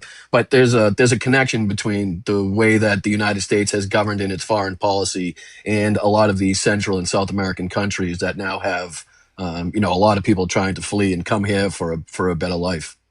My issue is I don't have a problem with that, but I think when you have a bunch of cartels like the Jalisco in there, you don't know who's coming in. You can't really tell. They might be good people, they might not be, but you don't know their intentions. Well, that's why we have an asylum process. But unfortunately, right now, the Trump administration is making it less likely for people that do want to come here and build a better life and contribute to society and pay, ultimately pay taxes when they become a citizen. But because they're being scooped up off the street, because they're literally being arrested at these asylum hearings that they're trying to go and do, because they've filled out all the paperwork and, crossed the T's and dotted the I's, and they're still being deported or being housed in these concentration camp like conditions that we see all over this country. It's making it so less and less people will inevitably try to go through it the legal route, and more people are going to try to do it illegally. You know what I mean? It's causing an opposite effect. I know Trump loves to get out there and say that not one person has crossed the border in so many months, but I mean, even you must know that that's asinine, because we definitely don't have the security force to have every mile of the southern border manned. So there's no way for him to tell that 0 people have come through. And that's not to say that people haven't been caught at the security crossings either. So that's asinine. But there's a million different assets and like effects of what the United States have done and why we've seen what we've seen at the border and what comes from it. Yeah, that makes sense. But like at the end of the day, I don't think like you give out. It's like 10 people come in, you let them all in, but you have that one person that you just are skeptical about. And Who's letting people in? I'm confused. Like they're coming in themselves. Like not right now, as to a big degree, but under Biden, they were just flowing in like candy. They okay. So what you're trying to say is that they were simply being let in? Is that what I'm hearing from you? I mean, basically, Biden didn't let the border patrol do their job. Really? What law did he pass to restrict them from doing their job? I'm not too sure. I think it's I think he just told them to. That's what Trump. That's Trump. He just told them to. Well, you would need to actually provide any sort of proof, like any sort of proof whatsoever, that would show that Joe Biden did it. You can't just say he did this without actually substantiating it. You understand why that doesn't really work, right? Would it prove the opposite point if I told you that both Biden and Obama both deported more people than Trump has in his second term? Yeah, I know that's a fact. Right. So, can you prove that Joe Biden actually changed enforcement rules at the border? I don't know the specific policy, but I know that it's back in 2022 or 3. It was either on Truth Social or X where I saw that video. And I saw that video and I was like, I mean, they're just letting them in. That doesn't make any sense. And we've already pointed out to you that what you're doing is you're saying that you saw a single video. Number one, by the way, on Truth Social, that's Donald Trump's MAGA platform. So we know that that's just propaganda, right? Do you have any actual proof of the things that you're saying? Because none of this actually makes any sense. Probably not, because I don't have my computer in front of me. But aren't you on your phone? Yeah. Yeah. I mean, that's literally a supercomputer in your hand. You could go Google it right now. I'll have to go back to 2020. I like the post actually. I don't know where it's at. It's back in 2022. But the post is immaterial. Even if there's a video showing the thing that you say that it's showing, you can't verify when it was. You can't verify exactly where it was. We don't know how many people actually came in. We don't know the circumstance. We don't know if they were actually stopped a few minutes later. We don't know anything else about what happened. So you can't use that as some sort of evidence that would back up your claim. And you're claiming that Joe Biden did some sort of affirmative action at the border that would have stopped them from enforcing rules. Well, You'd have to prove that. Well, not necessarily Biden, but I think this had a lot to do with Kamala being the border czar. No. So number one, her name is Kamala. Number two, she wasn't the border czar. She was never named the border czar. The only people that called her the border czar were right-wing media. Kamala Harris was tasked with going to the Triangle countries and finding out why chain migration was happening. Do you know what the Triangle countries are? No. Well, the Triangle countries are Honduras, Guatemala, and El Salvador. She went down there and she actually tried to determine the root causes of migration, because just doing more at the border doesn't actually help us. We have to try to figure out how to stop the people from coming. Like that website that we showed you, that Nemo had sent me earlier, that was 2018. Those were all people who were migrating from those countries during the Trump administration. So what the Biden administration was trying to do is they were like, we need to figure out why this is happening and how do we stop it at the root cause. We don't just need to go, oh, well, we're just going to try to throw up a wall at the border, which doesn't actually work. We're going to try to legitimately fix the problem. So no, Kamala Harris was not the border czar. Kamala Harris did her job exceptionally well. And oh, by the way, Kamala Harris got billions of dollars from Mexico by negotiating with them for more border security, more than Donald Trump did. Yeah. Like there was an interview where she was asked by 60 Minutes, "Have you been to the border?" But I don't know why you're harping on Kamala Harris. Kamala Harris lost the election. She has not been president at all. She was the vice president, and she did her job. We're talking about Donald Trump and his failures at the border. Why are you pivoting to Kamala Harris? I don't think it's been a failure because he's arresting all these ICE. ICE is being used to take him out. ICE doesn't have anything to do with the border. Well, they come through the border. They come into these inner cities and they extract them out. Into these inner cities? Yeah, Texas has inner cities? Like sanctuary cities. Sanctuary cities. In Texas? I mean, so what was your original thought when you saw Texas? In Texas and Florida, we're talking about sanctuary cities because, by the way, the communities that have the largest populations of undocumented people are like Florida and Texas and California. I understand that California does, but you're going to tell me that Florida and Texas and Arizona and those places, they all have major sanctuary city populations? Is that what you're saying?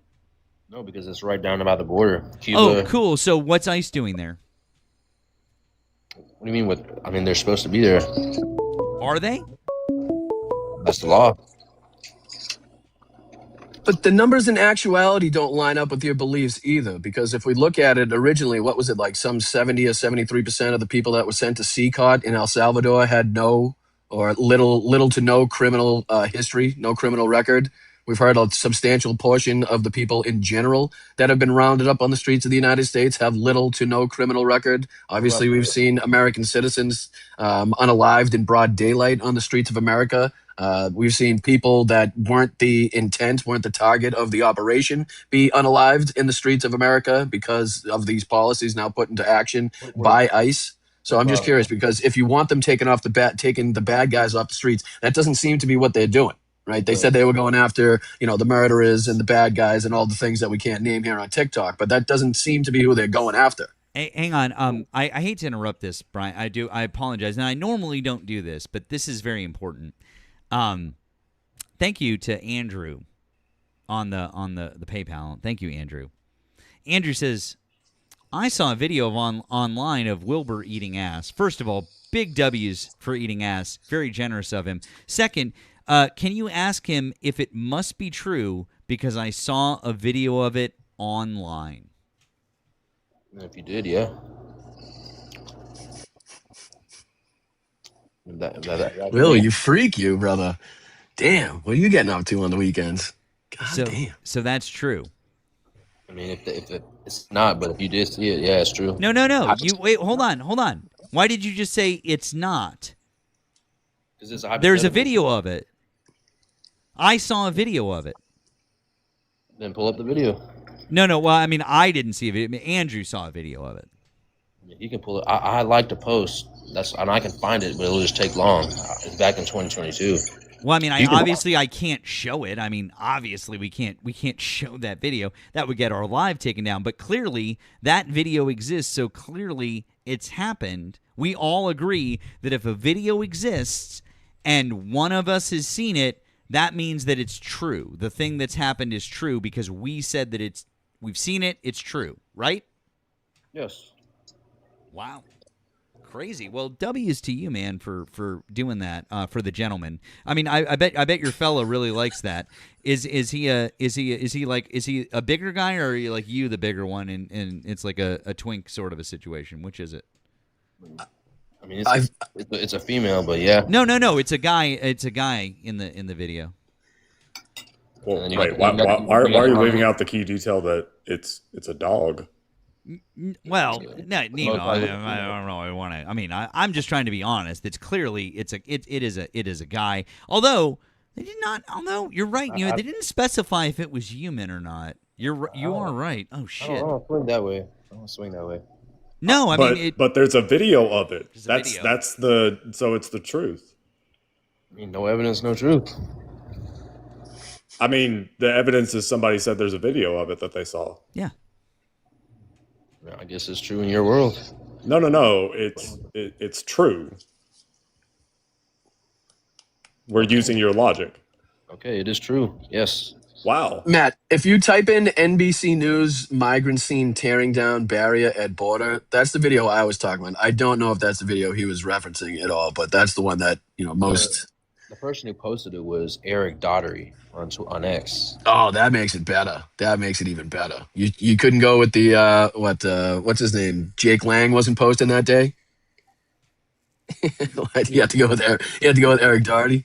Who's that? You know who Jake Lang is? I haven't heard of him. Yeah. Bro, can you stop eating now? Me? You hear it? No, Wilbur. You've been eating this entire time. It's getting really fucking annoying. Yeah. Can't eat now. Yeah, you can't eat while you're talking to people. Yes. I'll put the fork down.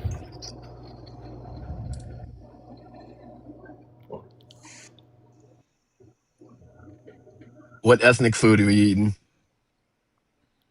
Filet mignon and rice. Gotcha.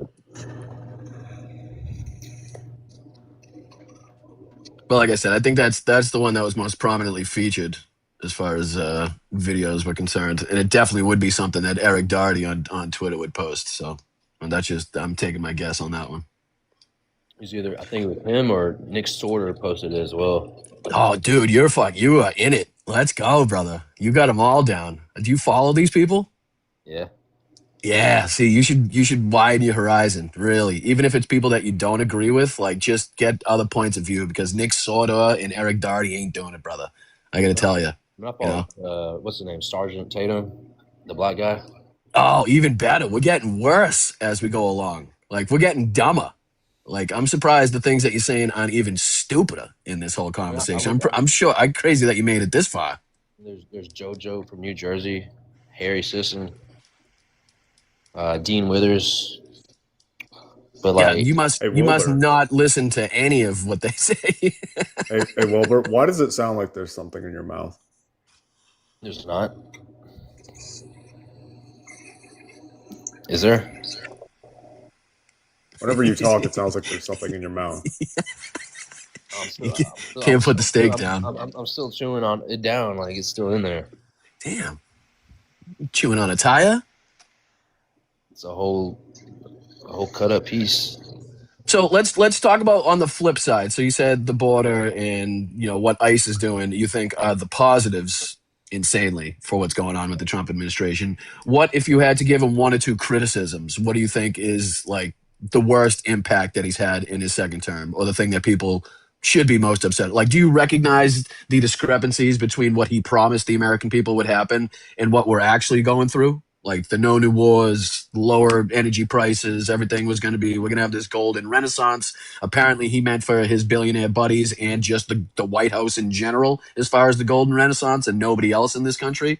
But you do recognize the lies that he told in comparison to everything that he's enacted in his second term, right? Like I know you're trying to cherry pick some things where you're like, okay, this is good because it's important to me, or I like these things. But like you do recognize that in general, overall, he's failed miserably to fulfill the promises of his campaign.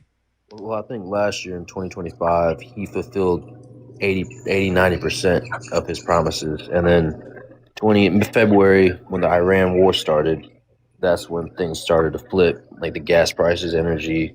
And that's when I was like, we don't really need to be doing that. Even though I do support Israel, because So when on the campaign trail did he promise you Greenland or Cuba? Or when did he say that he was going to kidnap Maduro in the middle of the night? Like Yeah, when was all that promised? I mean, you don't say that out loud, do you?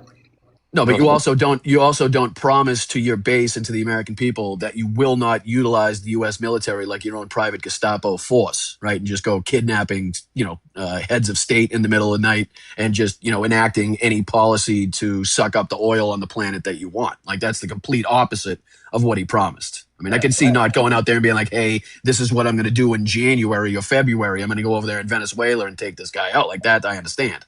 But I mean, actually, I support like 100%.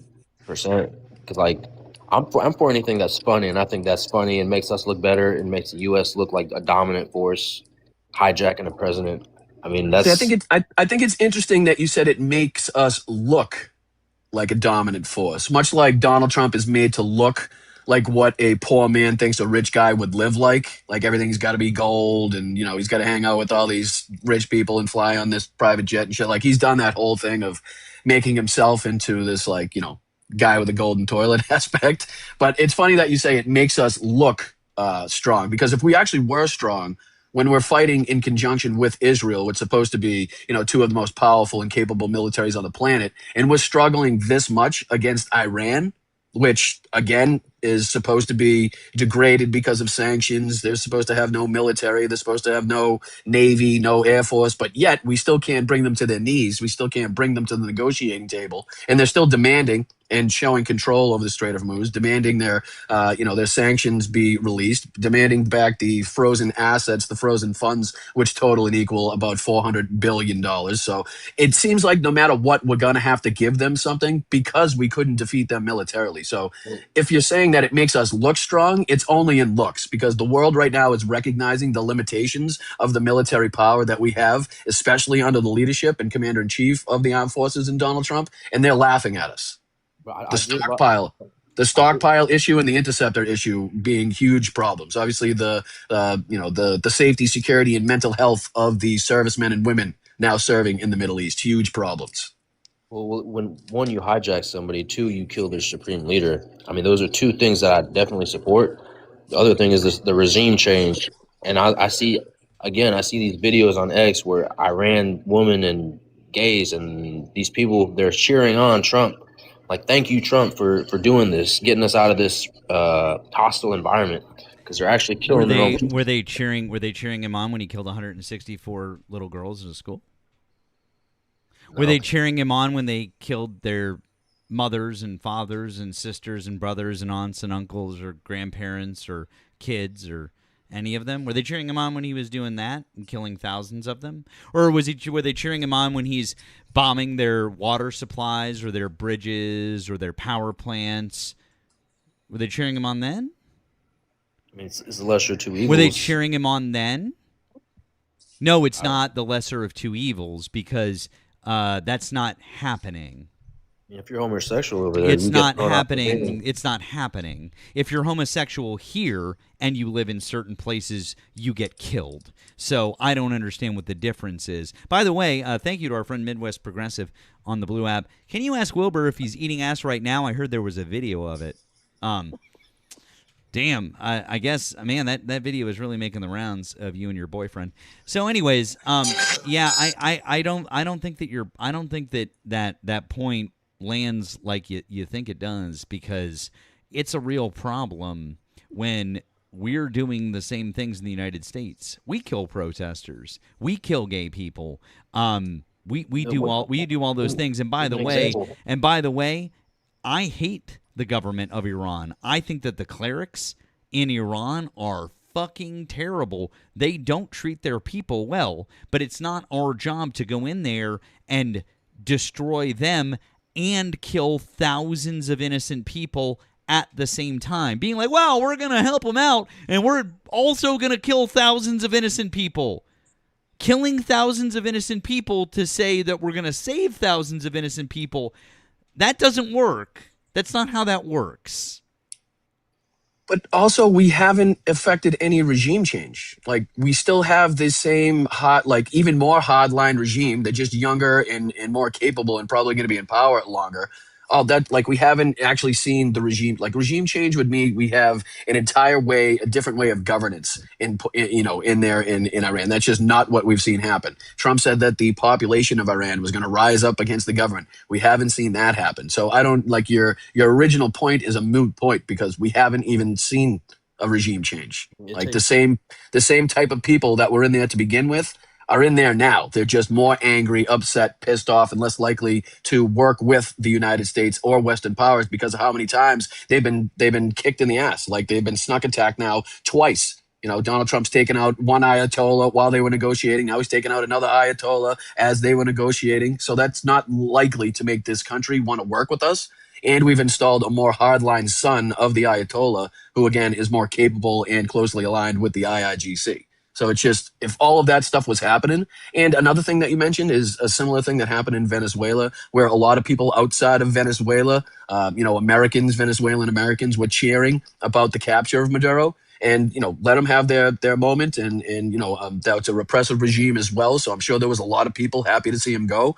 But just be careful what you wish for, because sometimes the devil that you know is better than the devil that you don't know. And exactly what we thought was going to happen in Venezuela happened immediately, which was the same administration with the same, second in command now taken over was, going out there and inflicting pain on anybody that was saying anything bad about the Maduro regime. So again, what benefit has the United States seen? I know Donald Trump's probably pocketed a lot of money from the oil that he's stolen from that country, but as far as you and I, no benefit whatsoever. You know what I mean? So, but that's the same thing that happened in Iran. A lot of Iranian Americans and people outside of Iran were happy about the oppressive regime, the oppressive Ayatollah that had been taken out. But that didn't last very long when they realized that the sun was going to take over and that the same things were still going to happen. Yeah, I think it's just a waiting game, just to see what he has up under his sleeve. But we've wasted 18 lives, hundreds of injuries, billions and billions of dollars for what? To be in a waiting game? Well, I saw a chart on a post where Trump's deaths and then Obama and Biden's, and they were far higher than Trump's. Well, yeah, because they had longer conflicts going on before. Obama's was because we were at that point. You're counting Iraq and Afghanistan, right? The drawdown in Iraq happened under Obama. But at the time, there were two active conflicts, not even counting Syria, Libya, and somewhere else that I can't think of. So, yeah, you got that, right? Yes, those numbers are going to be higher, right? Under Biden, the numbers aren't higher. So if you were saying Obama, Biden, as in Obama and Biden, no, two separate. You're wrong. Just Obama. Oh, okay. All right, cool. No, both of them. Okay, cool. Yeah. So under Biden, the numbers were not higher because under Biden, the losses, I believe it was only 13. I don't think there were any other incidents under Biden, right? Under Trump term one, there were 45 combat deaths that we know of. And I think in total, if you want to count any deaths of service members, it was 63 or 65, depending on what time period you start counting. And that's from DOD and AP. It depends on which one you want to use. So Trump term one, higher death than Biden, and Trump term two, higher death than Biden. So do you really want to do that? Well, Biden pulled out. Oh my God, dude. You have one chance. He pulled out, did he not? Swallow before you speak. It's obvious that your parents didn't do the whole thing where if you have something in your mouth, you swallow it before speaking, because the fact that you do it as a grown-ass man, did you say you were, what, 50? No. That was the last guy. That was the last guy. Oh, fuck. Never mind. My bad. The fact that you do it as an adult, 25 years old. The fact you do it at 25 years old means that at 10, when you did it, your parents didn't slap the shit out of you. I can tell. That's fucking stupid, man. So swallow whatever the fuck it is that is in your face hole before you start forming words. My plate is over here. I don't give a fuck where your plate is. You know, if your mom had done this, we wouldn't be in this problem right now. I think the point of the matter is that I think we can all agree, anybody that has a stable brain in their head can agree that expending and wasting the lives of any number of U.S. military service members for absolutely no benefit or nothing in return, or, you know, in the case that we're in right now, seeing more degradation, like the Strait of Hormuz was an open, freely traveled international waterway before this war was enacted. And ever since we enacted this war, we've been trying to mitigate the response by the Iranians instead of, again, trying to achieve any goals or to gain any benefit from this. We've been fighting on the back foot since the moment that we started, you know, laying down the lead, so to speak, in Iran. Like that wasn't happening before this war started. So anybody with a brain in their heads can see that we've seen no benefit. Even you yourself said it's a waiting game. So we haven't seen anything yet. Hopefully, basically what I'm hearing from you is that we'll see some of the benefit in the future. Who knows what that might be. But at this point in time, we've, again, expended valuable lives for people that raised their right hand to defend this Constitution against all enemies, foreign and domestic. And they've been wasted and expended at Donald Trump's expense because he wants to wield his tiny dick energy around this planet and suck up all the oil he possibly can. So I think we can all agree that seeing no benefit and then having Iran and Oman talk about both collecting, one's going to collect 7%, the other one's going to collect 3% as far as tolls and fees of ships traveling through the Strait. They've also talked about not charging Chinese and Russian ships going through the Strait of Hormuz. So that's going to be a direct advantage, a direct benefit for our enemies. So not only does the opposition, the enemy, direct enemy in this fight, Iran, get to profit from this, but it's also going to benefit China and Russia in the ships that they send through that. So again, not only has it not benefit us, it's been very destabilizing and very bad for our situation. Well, it's just been declared that there's a certain part that is U.S. territory on that strait. No. Stop it. No, Stop it. No, it Stop. hasn't. Stop No, it. what you just said. No. Hold on. I'm going to help you out here. Donald Trump said he wants to declare the Strait of Hormuz U.S. territory after the war is over. He has no authority to do that. How do you know? It's an international waterway. But he can do things that we can't. No, he can't. Jesus fucking Are you Christ, actually dude. this fucking stupid? If he was able to do the Venezuela, you're actually this fucking stupid. He actually is. And by the way, real quick, while you're being this fucking stupid, thank you to Jay on the Blue app who said, tell Wilbur I just saw the golden shower video after the ass eating. And also, do you take Trump's diaper off before or do you eat through it? Neither. Jesus Christ. Sure. These are our viewers. Yeah. I mean, even if the conversation ends here, Will, but my first thought and suggestion to you would be if you read it on Nick Sorda's Twitter page, see if you can confirm it through maybe a source that Nick Sorda wouldn't agree with, right?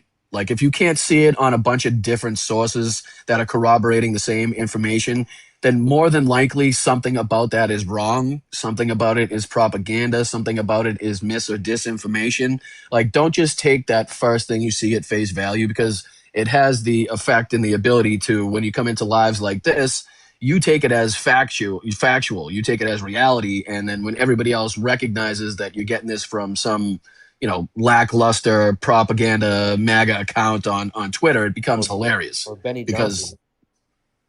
Stop, dude. I'm really trying to give you one here. Like I'm trying to like you, but the more people you name, the more I know it ain't happening. How about you naming some names then?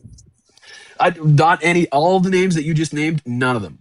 How about like, you know, AP or, you know, somebody that actually does news or something. These are people on my feed, like when I scroll. Yeah, because Twitter realized that you keep clicking on them and you like what they post and it's going to continue to feed you shit just like that. Like if you're following both, what'd you say, Harry Sisson and Tatum, like you should be able to be like, wow, there's a huge discrepancy and there's a lot of fucking airspace between what these two people are saying. Like there's got to be, maybe it's not directly true what Harry's saying, maybe it's not directly true what Nick Sordo is saying, but somewhere in the middle has got to be the truth. So I would just hope that you would seek out secondary and third sources to be able to confirm or corroborate things before you come out here and say them. When I watch Harry Sisson, like everything he says, his first word is Trump, Trump, Trump, Trump, and I'm like, is this actually real, or are you just crashing out and hating? Well, in all fairness, he is the president of the United States, right? I mean, you're talking about how much power he has. He has enough power to claim ownership over an international waterway. So, doesn't this seem like somebody we may have some, importance in following and calling his shit out? Like that's what I do. Well, he posted a video of Jackson Dart on the New York Giants saying like he got a concussion because he was a MAGA supporter or some shit like that. Like, that had nothing to do with like he had it coming or something. Yeah, sometimes jokes and humor will be used to make a point, and I think the point that he was using is that you'd have to be mentally unstable at this point in time or severely uneducated in order to buy into Trump's bullshit or the bullshit of the Republican Party, or to just in general not notice that even with the the problems that the Democratic side has, that it is a far better option as far as your life existence, life expectancy, ease of life, quality of life is concerned than anything that the Republicans could push forward at this point in time. Yeah. Well, I went to both rallies, Trump and Kamala, and I was like, because my parents, they're kind of, my mom's on the liberal side, my dad's he's a MAGA, and I went to both of the rallies just to test it out, and it was like, as a young man, I look at Trump and have you ever heard of the word aura? Like the way he walks in, I just thought that's like a leader. And I see Kamala, I was like, he waddles. No, it's like when he walks out with the song and what's it called? We Are the Champions, YMCA. With the Village People song? Or Lee Greenwood, God Bless the USA. Are you rage baiting right now? You got to be fucking rage baiting. You haven't heard these songs you wouldn't know these songs if you tripped over them. It's one of those two songs. It was YMCA or Lee Greenwood. But like the thing is, I wanted to go to both Kamala and Trump's rallies to see both sides, since my house was kind of divided. Kamala, but you didn't. What you came away with was the music that you heard, not the policies that they spoke about or the messages that came from the the audience of each group. Like you didn't see any red flags go up at the Trump rally. Honestly, it was just like the people that were around me, like the people my age with like hats and like the vibe. It was like fitting. Like I fit in.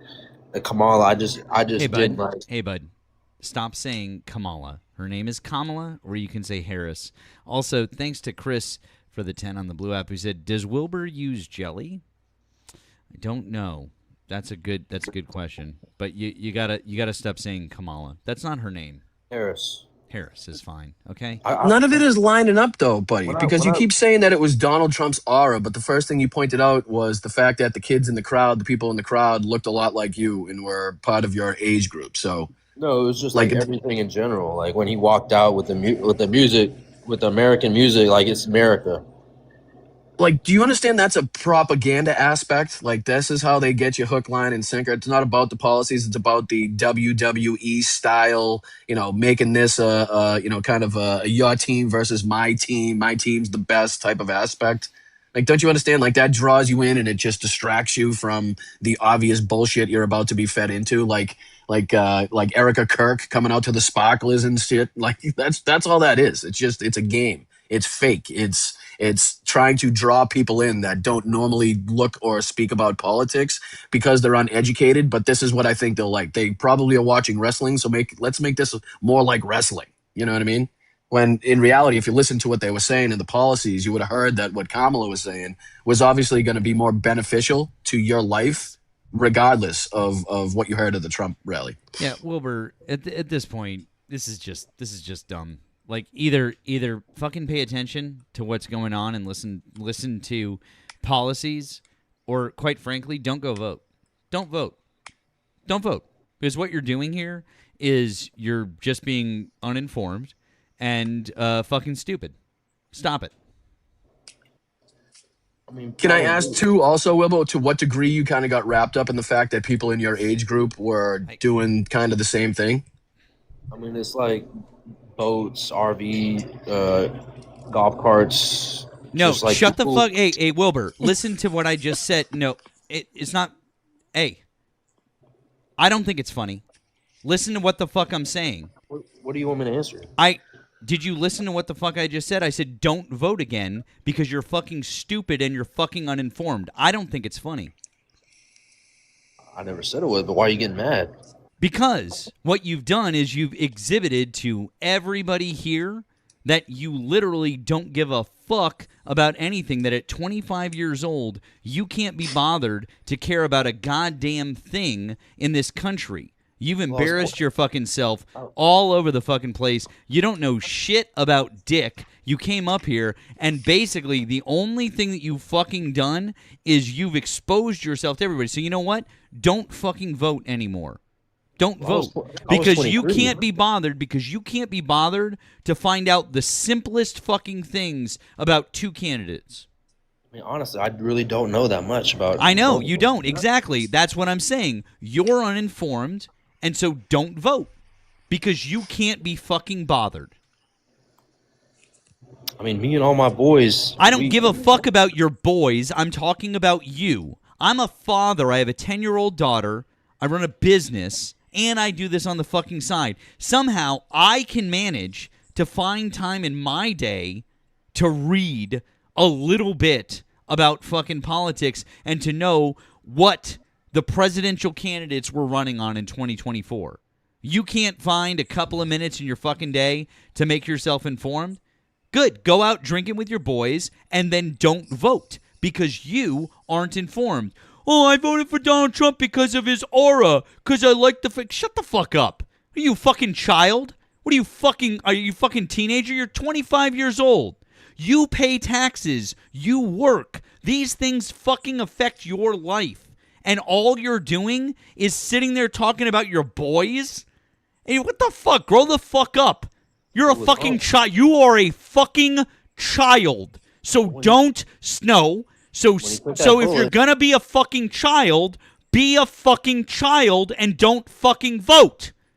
That's what fucking children do. They don't fucking vote. That's why we don't let them vote, because they're not able to fucking get the fucking picture. They don't get a chance. Shut the fuck up. I'm not done talking. I didn't say you could fucking talk. So what happened? I said, shut the fuck up. I'm not done fucking talking. So anyways, as I was saying, we don't let children vote because they don't get informed. You're a 25-year-old, apparently a man, I don't know, but apparently you're supposed to be fucking informed about fucking current events. You're sitting up here dicking around. Oh, my boys. Oh, I like these got the aura. I like the blah, blah, blah. Why don't you do us all a fucking favor? Just go out drinking with your boys and don't ever vote again, because you can't even be fucking bothered to read a little bit about the fucking candidates and what would be good for this country and what would actually fucking happen if you went one way or the other. So instead of being an apathetic fucking loser who helps bring fascism into this country and raise gas prices and destroy the fucking economy and bring inflation up and do all of these things that hurt marginalized communities in this fucking country, why don't you just sit the fuck out, go drinking with your boys and go fishing and do us all a fucking favor? Why are you yelling at me? Because you're a piece of shit. Go the fuck away. And if you don't like what I just fucking said, and it makes you feel a fucking certain way, maybe there's a fucking reason.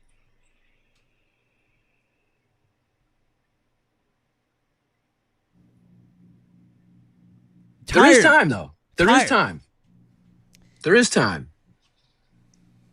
Because I was in all fairness, at 25, I was dead drunk in a ditch somewhere too, not thinking about politics. So throw myself under the bus a little bit. There's still time for you to kind of recognize the error of your ways. Because, like I said, I was never the most politically involved, especially at that age. So he's already, I think, one up on me. He's not doing it in the right direction, but at least he's looking at something. Yeah, exactly. Thank you, Zachy, on the green app. It says, doesn't the president of WWE support Trump? Yes, he does, actually. That would be McMahon. And, of course, his wife, Linda, our Secretary of fucking Education. God fucking damn it. Yeah. I got a few things I need to read. Tammy, thank you for the 20 on Venmo. You said, thanks for sharing your knowledge. Feel better. Thank you. I'm definitely going to need that next week. Definitely. So thank you. Thank you, Rebecca, for the 5. You said, for the oral care funds, rest in peace. You'll be missed. Also, today I saw that the USS George Washington is not in any better shape supply-wise. That's replacing the Lincoln. Maybe something to look into if you don't know about it. I think it should be heard and talked about. I'll look into the Washington thing. I knew that I'd heard that the Washington was going to replace the Lincoln, but also I think that's where's it coming out of? It's coming out of the Pacific. Yeah, so it's the only carrier we had in that area. So we'll have that's a wide open area as far as that's concerned. It's going to be a lot. Yeah, right? The Pacific to the Persian Gulf, especially something that big, it's going to take weeks. So that's awesome. I think they were saying 2 to 3 weeks when it first was announced. But the best thing about that, Nemo, and just to piggyback on what you're saying, is the fact that Admiral Brad Cooper and what he said when he was on the USS Abraham Lincoln, and he was saying that they had the best mental health conditions out of any ship in the area, which I don't think is the flex that he thinks it is, considering that they have people literally trying to jump overboard on that ship. So to think that all the other ships are worse than the USS Abraham Lincoln is a problem. It's a problem. Yeah. Thank you, Wendy, for the 10 on Venmo. You said, good luck, oral surgery sucks. Just had gallbladder out, 1 night in the hospital, 38 or 39K without my Medicare. I'd be on the street for real. Universal healthcare now, get well soon. Agreed. Thank you, Fletcher, for the 666. He said, may the Dark Lord look over you and bless your surgery with steady hands, a speedy recovery, and a healthy new little heathen. Hail Satan. Hail Satan. Praise Lucifer. Hail Satan. Thank you, Andrea, for the 2 on Venmo. He said, I'm sorry, you put your name in there. Let's see. You guys know what time it is. Train time. Nemo can accommodate any budget, and MAGA chuds are double price, like that last Canadian weirdo. Def weird as fuck. Oh, yeah, fucking agreed. Fucking weirdo. Renee, they found out. Oh, sorry. Go ahead. My bad.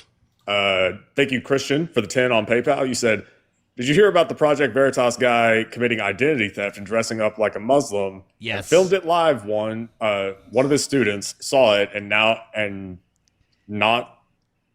they're screwed. Sorry. I have a video on that. I have a video to show on that, Nemo. We can watch a video on that. Oh, yeah. I got nice. you. I got you. Yeah, we'll watch that. Yep. Facing up to 7 years and $20,000 in fines plus civil liabilities. Fucking A. And then let's see. Joseph, thank you for the 10. Said Professor William Kelly, Trump's economics professor at Wharton School, called Donald Trump the goddamn dumbest student I ever had. All the best next week. Fucking A. I mean, I didn't know that. Yeah. And finally, Chris, thank you for the 10 on Venmo. Said, does Wilbur use syrup? I hope he uses bleach. I also have a few thank yous. Thank you to Pacific Waves, who said, caller gets sheet music from Trump's human printer, then switches to human centipede to play the notes on Trump's rusty trombone. God fucking damn it. Damn.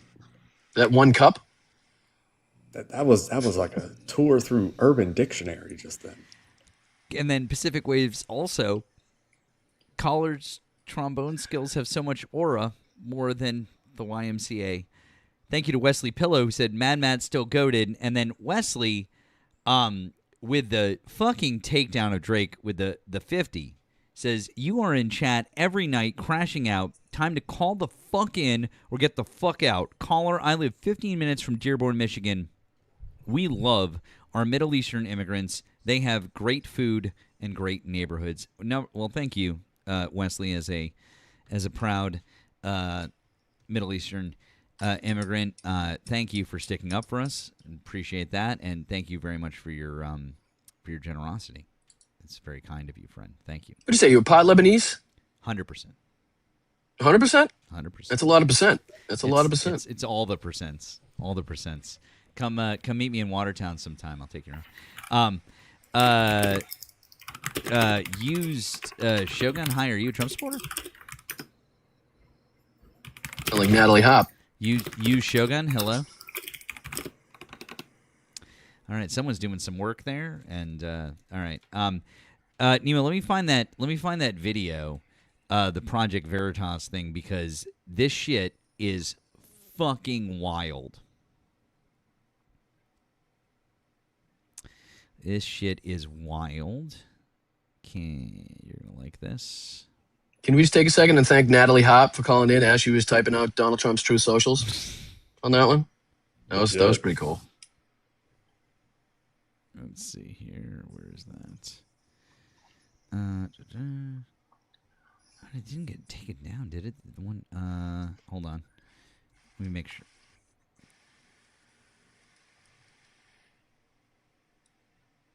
Hold on. The one that I got might have been.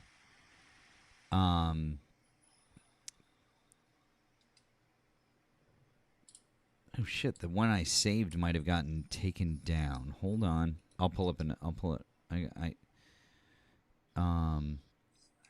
Hold on. It's wild. He literally put a burqa on, dude. Wasn't that the same kid we were talking about? Was that Jake Lang or one of the other idiots? Well, this is James. This is James O'Keefe. Video begins with So, oh no, this is. I'm sorry, Cam Higbee. Sorry. Yeah, I'm that so idiot. sorry. Yeah, Sorry. there you Cam go. My bad. Cam Higbee is the one who actually dressed up in the burqa. My bad. Here. This is. Okay. of the Florida group now calling themselves the Citizens Justice League in what they call Muslim costumes, using fake accents and claiming to be Minnesota voters. It's about the vouching program, yeah? If I vouch for them? Yes. Registered, but they are not registered? That's okay, that's fine. Can I bring 5 more from up to 8 people? Minnesota's 53-year-old voucher law is intended to help people who just moved here vote. It allows a registered voter to vouch that someone lives where they say they do.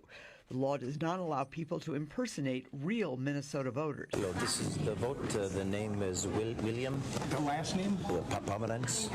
And does that look correct? Can you say your name for us? Will Pomerantz. Your name is Will Pomerantz. Yes. This is the real William Pomerantz, who on Election Day kept getting odd messages. I actually had a student contact me that had showed me what was online about my identity being misrepresented. So that was pretty much a shock. The group members did not go ahead with voting illegally. Kudos to the poll workers. They reported it afterwards, and frankly, I got to vote that evening without a problem. So, the voting process in my mind works. So the name is William. The last name? Pomerantz. But this man, whose real name is James O'Keefe, may have put himself in legal jeopardy. It's illegal in the state of Minnesota to impersonate another voter, and this is apparently what O'Keefe did. Schultz, Pomerantz, and the Secretary of State all say the video shows the system worked. But as I read the law, you can't impersonate another registered voter, and that's exactly what they appear to have filmed themselves doing. Impersonating a Minnesota voter. voter at a polling place is a felony punishable by a maximum of 7 years in prison and or a $20,000 fine.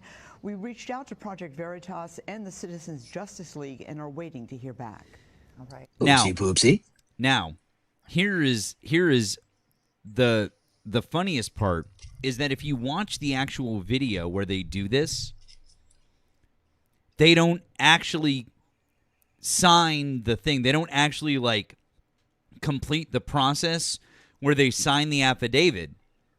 You know why they don't do that? You guys know why they don't do that? Because they know that if they signed that affidavit, they are immediately fucked. They are immediately committing a felony, and they know that they're committing a felony, and they know that they would get caught.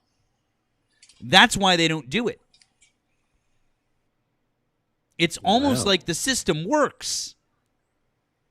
So this is an example of the kid, one of the kid that the last kid we were talking to follows, Eric Doherty, one of the kids he was talking about, reporting on that same thing, saying that TikTok permanently banned Kim Higbee after he exposed major election vulnerabilities in Minnesota. They are letting Muslim migrants vote with no ID through vouching. So that's what you would have got out of this whole situation if you just followed Eric Doherty like Wilbur, like he did. So again, just to show you how how it's misrepresented through these different Twitter accounts. Eric Doherty, Nick Sortor, the rest of the schmucks that do this same type of thing. Benny Johnson, that's what you get right there. So, yeah, and if anybody says anything about this, if anybody brings this up, point out the fact they didn't actually go through with the voting.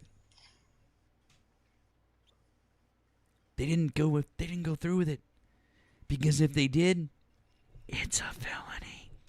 Ray, hi, are you a Trump supporter? Okay. No, sorry, Brian. What were you gonna say? They basically put themselves in legal jeopardy to prove that the voting process works. Like they literally filmed themselves committing a felony so that they could prove the opposite of what they intended to prove. Yeah, it's so dumb. Oh, fucking A. No, Jen, they're not very smart. Not at all. Like, but not at this all. is what that idiot what's the idiot's name in California there? Kid that's he's trying to expose the fraud in California, went to Israel. Nick Shirley, that moron. Like that, this is what this has brought on. Like everybody thinks now they're like an investigative journalist and can just like do anything and show up anywhere. And the next thing you know, they'll be side by side with the president of the United States or getting their posts boosted on Twitter. We live in the worst timeline. Like, it really is. God fucking damn it.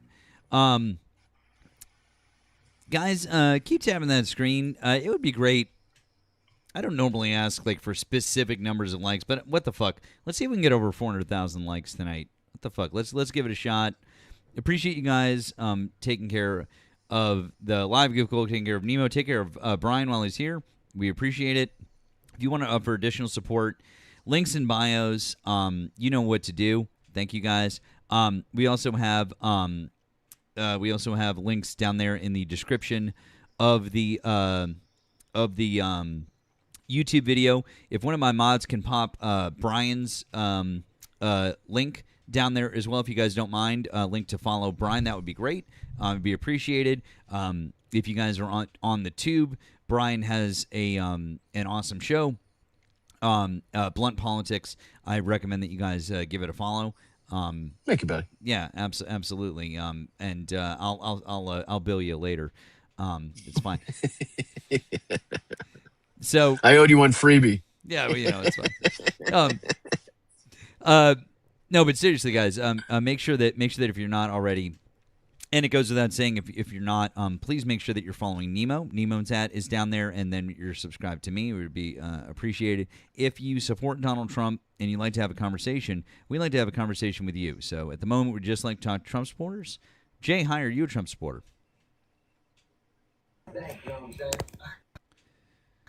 Jay, hello? I think that might have been a mistake. You can also call in. You don't have to just request up over here on the Tiki Talks. You can give a ring. We can have a conversation. It's real easy. We've got a lot of people who've been watching all night long. Not a ton of Trump supporters. Not a ton. One thing that I've been seeing, I haven't watched the entire thing, so I don't know yet. But apparently, Tim Pool rage quit the Jubilee thing. I've seen a bunch of clips of that, and I still haven't seen the exact moment where he allegedly rage quits. Like I saw a Majority Report video and I think a Kyle Kalinske video, and either I fell asleep or I just didn't make it to the point in which it got interesting at all. Yeah, I was watching Kyle's video. I didn't get through all of it, and I mean, yeah, those are the two that I saw that mentioned the rage quit. So, he came back. Okay, it was a fake rage quit. He did for a moment and refused to talk to someone. But then came back when, like, at a later point. I like I said, I just didn't. I must have missed the point in the video where that moment happened. Come on, do you want me to lie to you? Wait, hang on. Wait, I might have it. Hold on. Let me see. I might. This might be it. I didn't watch this. We're just gonna watch it on the fly. Hold on. Guy who defended ICE shooting innocent people in the face. Why are you guys defending the indefensible? That's like your whole job, bro. That's like the only thing you do. That's how you make your money. That's your bread and butter. And also, by the way, he literally doesn't care. R.M. Brown makes fun of this all the time. He's done all... That's not it. No. But I don't know. We'll have to see if we can find it. I'm not sure. I don't want to. I don't know, guys. I didn't watch it. I didn't watch it yet. Soon. I feel like Jubilee's turned it into like Piers Morgan. You know what I mean? Like I feel like it was interesting before, and it maybe even served a purpose to exploit things. But I feel like everything is so obvious now. Like I feel like the sides are the sides. If you're not, if you don't recognize what's kind of going on at this point in time, then I don't know if you're really going to be, gotten. Oh, another good thing. Did you see the Owen Schroyer clip? Alex Jones's ex-sidekick. If you type into Twitter Owen Schroyer rant or something like that, he's basically saying the only way forward now is to vote for Democrats because of how, to paraphrase, lied to, how thrown under the bus and basically, worked over, I'll say, the MAGA bases from Donald Trump's lies. But, I feel like that fits within Marjorie Taylor Greene, Tucker Carlson, the things that Alex Jones himself has said about about this administration where, it's and to the point that I was making with Wilbur, I think it's like we're seeing that shift again. Like, remember in 2020, you were seeing all the fucking the frat boys and shit doing the Donald Trump dance with the suit and the tie and the hat. Like, it's getting less politically advantageous to admit that you ever voted for Trump. Like we saw a good example, Vivek Ramaswamy getting run off the stage with a very conservative audience in Ohio. Like I've seen a bunch of videos of comedians that are doing kind of like a tandem set, and their boy will be calling out their political leanings, and they won't admit who they voted for when they've previously already talked about how they voted for Trump. So it's like that political shift is happening where it's less and less popular and less cool, I guess, to be supporting Donald Trump. So that's kind of like, you can see how the shift is going. Here it is. In there and stopping this administration. Democrats getting in there and stopping Trump from all the damage he's doing to this country. It might be the only option. That's what people are realizing. Wake up, guys. Wake up, MAGA. Hey, I get it. You thought it was all great. No. Wake up. Wake up. Trump is George Bush, maybe worse. The economy's not getting any better. The Pentagon is broke. The debt is at a record high. Americans' debt is at a record high. You're in the Middle East. Americans are coming back in body bags. Wake up. Wake up. You have been sold out. Trump sold you out. And I wonder how many of these Americans that signed up for the military, a 19-year-old girl, A 19-year-old girl signs up for the military. She's dead now. I wonder if she signed up because she believed Donald Trump. So again, no flowers or credit to him, and that should go along with a huge caveat that he's basically directly responsible for the times that we're seeing right now, working alongside of Alex Jones for as many years as he did and spewing the propaganda that he spewed. So again, no credit or flowers, but I can use that for my political expediency, to my political benefit, to show that even the deepest members once inside of this cult of MAGA are now recognizing what a fraud of a cult leader Donald Trump is, you know? Also, I've got the got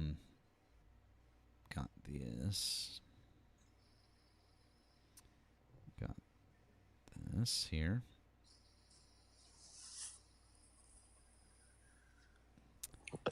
Right, from our friend Neely. Thank you, Neely. My next surrounded claim is that the United States. That was pretty fucking great. I gotta say, W's for the prop. That was awesome. Wow. He really bitched out there. Damn. Oh. Well then. Yeah, W's for that guy. That was epic. He had that planned. He had the beanie, the whole thing. I feel like I've seen that kid before. I don't know if it was on Jubilee or on something else, but I feel like I've seen that kid before. Yeah, absolutely. Let's see.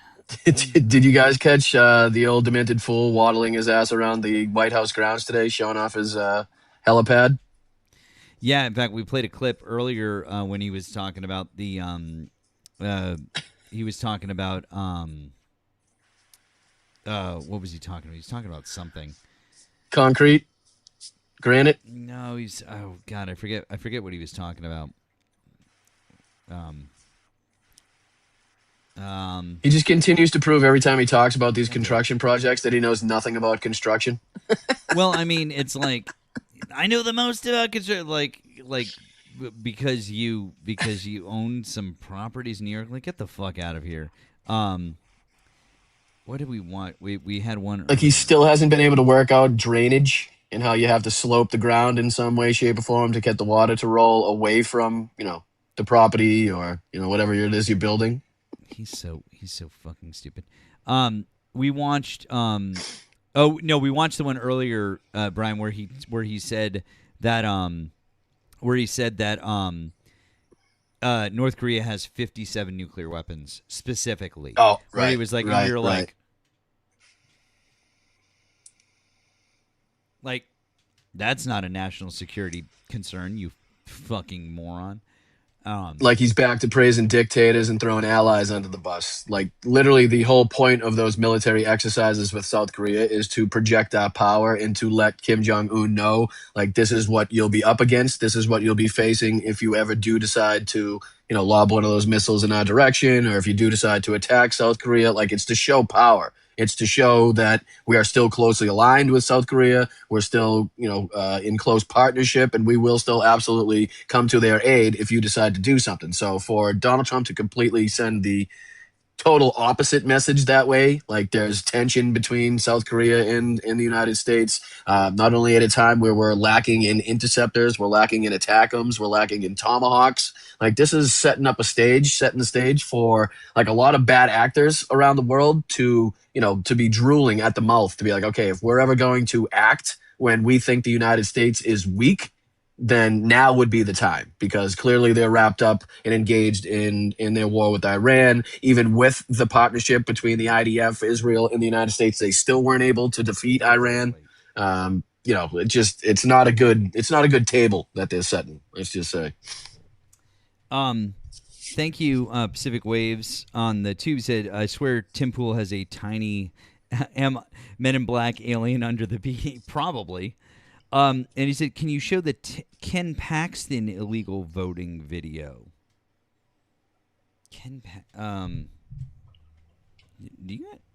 do you know about that one? No. Let's see if I here. Let me see. Oh, You may not believe this one. Texas. okay. Here's from MS Now, MSNBC, whatever it's called now. Attorney General and Trump pick Senate candidate Ken Paxton claims it is his mission to stop illegal voting. Studies show voter fraud super rare. Paxton still claims it's some big problem. I'm just telling you, there's lots of voter fraud going on. We have proof of it. There's nothing more important to our country than saving the country from fraudulent voting. What good is the filibuster if we cannot protect our country from fraudulent voting? I don't see the point of protecting it at this point. Here's the thing. We might have proof of one instance of voter fraud from Ken Paxton himself.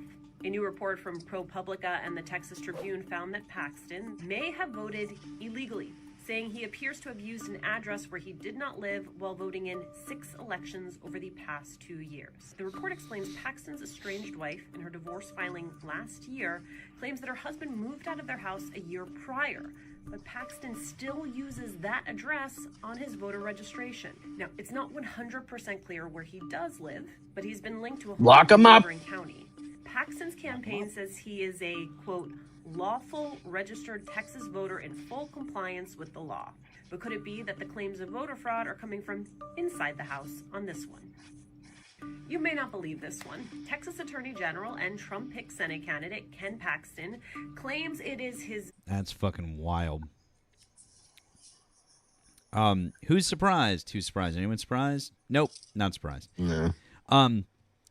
Guys, I think we're gonna probably call it. We've been up for about 3 hours. I think this is probably a good time to hit the old dusty trail. Next time, there's a good clip of Lindsey Graham's sister. She's in one of her debates that she's having, and she was asked about foreign policy. We're gonna watch that real quick right now before we go. Oh no, trust me. Because she literally says, "I don't know what the fuck you're talking about. That's not my angle. Like, that's not my area expertise. Like, don't ask me those questions." We watched it. We watched it last night, and we're gonna watch it. We're gonna watch it again.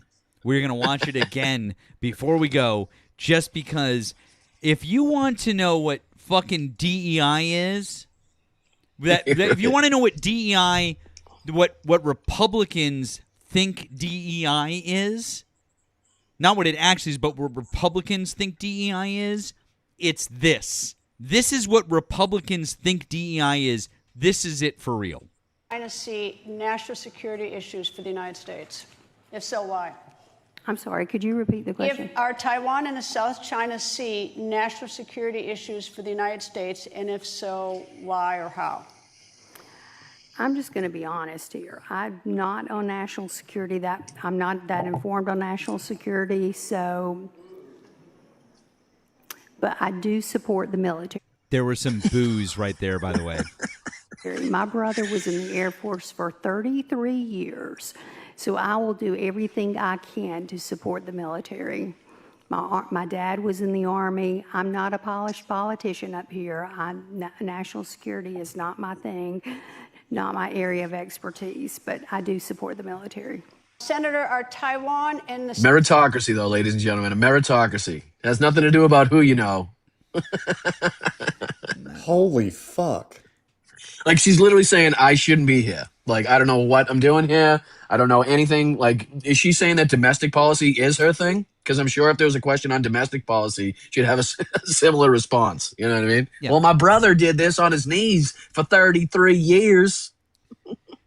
But wait, isn't Lindsey Graham like he was he a chair or something for like some? He was on armed services, wasn't he? Well, he dead now. But... Oh my God! Like, yes, you need to know foreign policy if you're going to be on that. Oh fuck. Hold on. Oh, yep, no, sorry, I was right. He was chairman of the Budget Committee, senior member of Judiciary, member of Appropriations, and longstanding member of Armed Services. Thank you. I knew he was on. God. I knew he was Armed Services. Yeah. But that was the biggest area of Lindsey Graham's basically whole political career was foreign intervention. Yeah. Right? He like they say, Lindsey Graham never met a war he didn't want to get involved with. So like his whole, even like to the extent that he was supportive of, Ukraine's fight against Russia. If you go back and listen, and this is something I had to explain endlessly to people that were like, well, look at Lindsey Graham. Like he's the Republican representative that's most like, listen to everything that he said always ended with war profiteering. It always ended with a minerals deal or somehow the United States profiting off of the industries of Ukraine. So it was never coming from a just place, right? He may come to the same conclusions that we needed to support them, but it was for vastly different reasons. Hey, baby. Right? Oh no! Whoa! Oh no! Wait! Check this out. By the way, this is why. Well, whatever. Lindsay. Hey, Lindsay. How are you? I'm just so impressed. Glad to be your friend. I'm glad you are my friend. I'm going to meet with the president this weekend. I'm going down to Doral. I'm going to try to get him to join with y'all in Lebanon to maybe fly some with you. Would you like that? Yeah, I get that. I think you have a point, but I've been thinking about the other side of it for a second. We're concentrating right now on Iran. If we tell Hezbollah that we're going all the way, we threaten them, but if we actually do it, okay, then they have no... To the, oh, hey, shit. baby, Lindsay. Sorry about that. Yeah, I get that. I think you have a point, but I've been thinking about the other side of it for a second. We're concentrating right now on Iran. If we tell Hezbollah that we're going all the way, we threaten them, but if we actually do it, okay, then they have no reason not to go all the way against us. And right now, that's not our interest. We can do it later. Well, okay, well, that's actually good counsel. I'll put it out there as an idea. We can always go back to it. Bought and fucking paid for. I hope you burn in fucking hell, you piece of shit. That's an interesting part, though, because you can hear in the response from Netanyahu that he's worried about the retaliation. He's worried about going after both Iran at the same time and worried about their retaliations and going after Hezbollah and worried about what they would do if they went all out there. So Netanyahu's response shows a little bit of hesitancy, and I don't know if that's because of the limitations they were seeing on the stockpiles. I forget exactly what date I think that was early on in the war because Lindsey was like literally in tears that the war had started. Then Trump had gone through with this. He was like, he couldn't control his emotions. He quite literally says it in that video that you played there. It's so sick at how like elated and overjoyed he is that people are going to be, unalived as innocent civilians, and that, the instability that the Middle East is facing right now has been unleashed with the cooperation of Benjamin Netanyahu and Donald Trump there. Well, and we all heard him cheering on the strike. Well, anyways, he just whatever. We all heard it, but he's dead now, so fuck him. Nemo, this is that would be necrophilia. Well, I mean, not literally, Brian. We're not Wilbur, okay. Anyways, what do we got here? This is Shane Gillis. Yeah, so there are 3 clips. I was just trying to get them in the right order. So okay, yeah, this is Shane Gillis with Joe Rogan, and this kind of goes to what Brian was mentioning earlier about how a lot of like the chud comedian fucks with podcasts are basically trying to get off the ship, even though every single one of them was fully behind Trump in 2024. They were, Rogan literally endorsed him.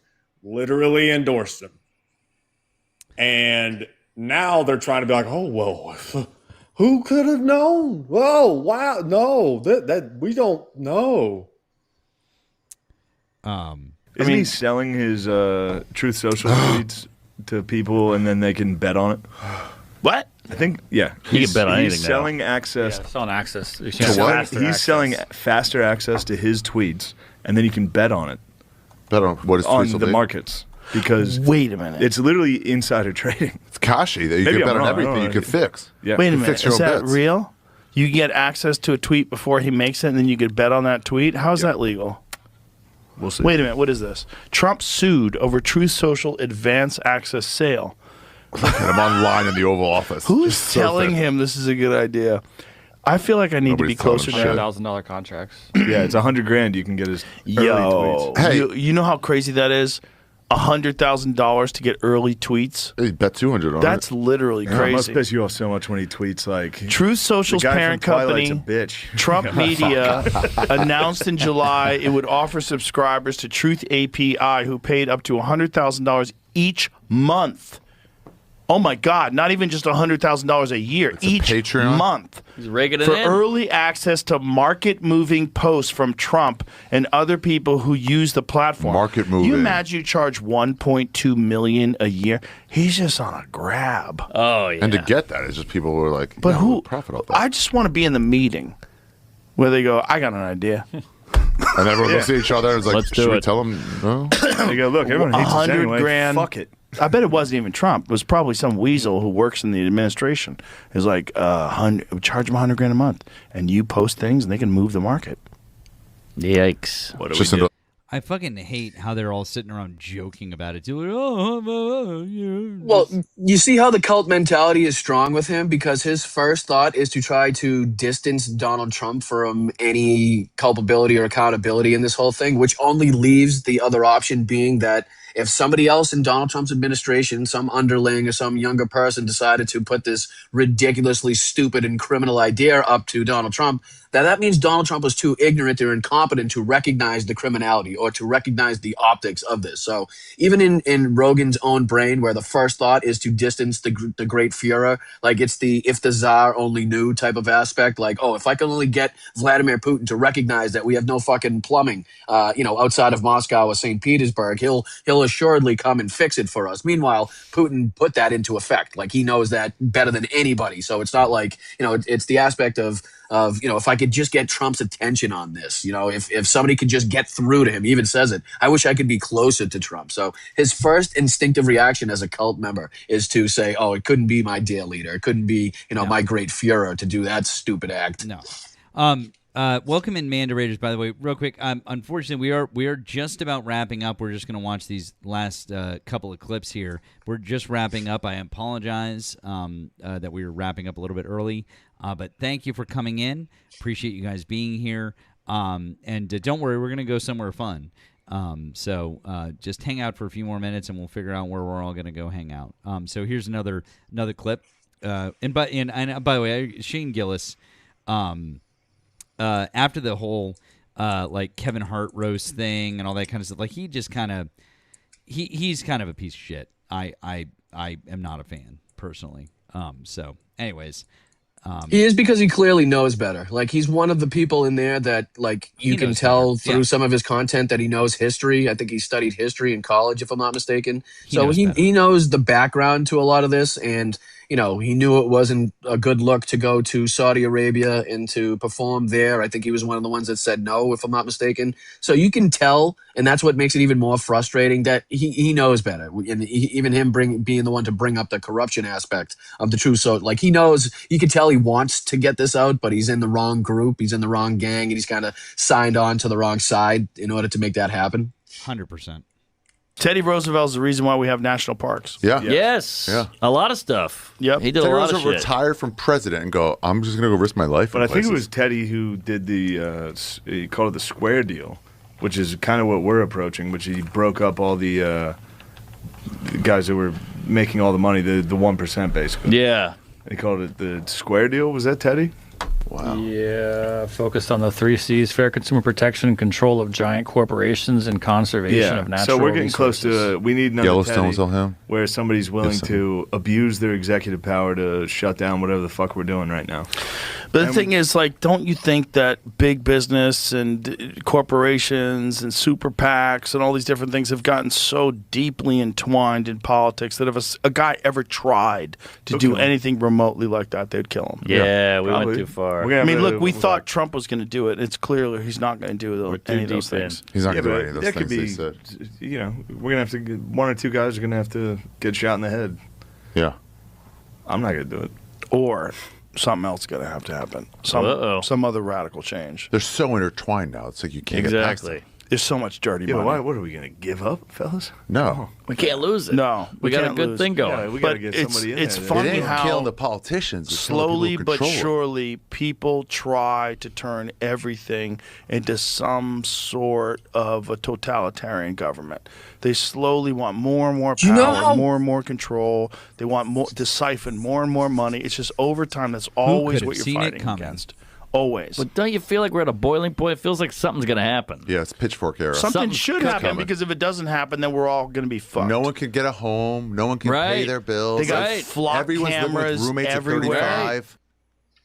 They are all directly responsible for this, to the insanity, right? And the mental gymnastics you have to do to sit around and discuss the exact government and the ramifications of that government that you perpetrated, that you got behind, that you defended and got into power in the first place, to be like, wow, things are really fucked up right now. We should probably go after the billionaire class. Well, guess who's helping the billionaire class more than anybody else? Is the guy that you had on your fucking podcast. The guy that you simped for, the guy that you cucked endlessly for on your fucking shows. So like, to sit there and be like, oh man, it's like Tim Pool, you know, like I'm just a fence sitter. I'm just looking out from the outside. Meanwhile, everything that I say is a right-wing talking point. All the money I take are Russian rubles. And it's like, it pretty much paints a clear picture, you know? Exactly. But I think the internet is a big part of why we're so fucked. Yeah. But you can't get rid of the internet. Well, I hate regulation, but you got to do something with it. So what do we do? That's what I'm saying. You got to Like, start where do you- regulating that. It's so bad for people.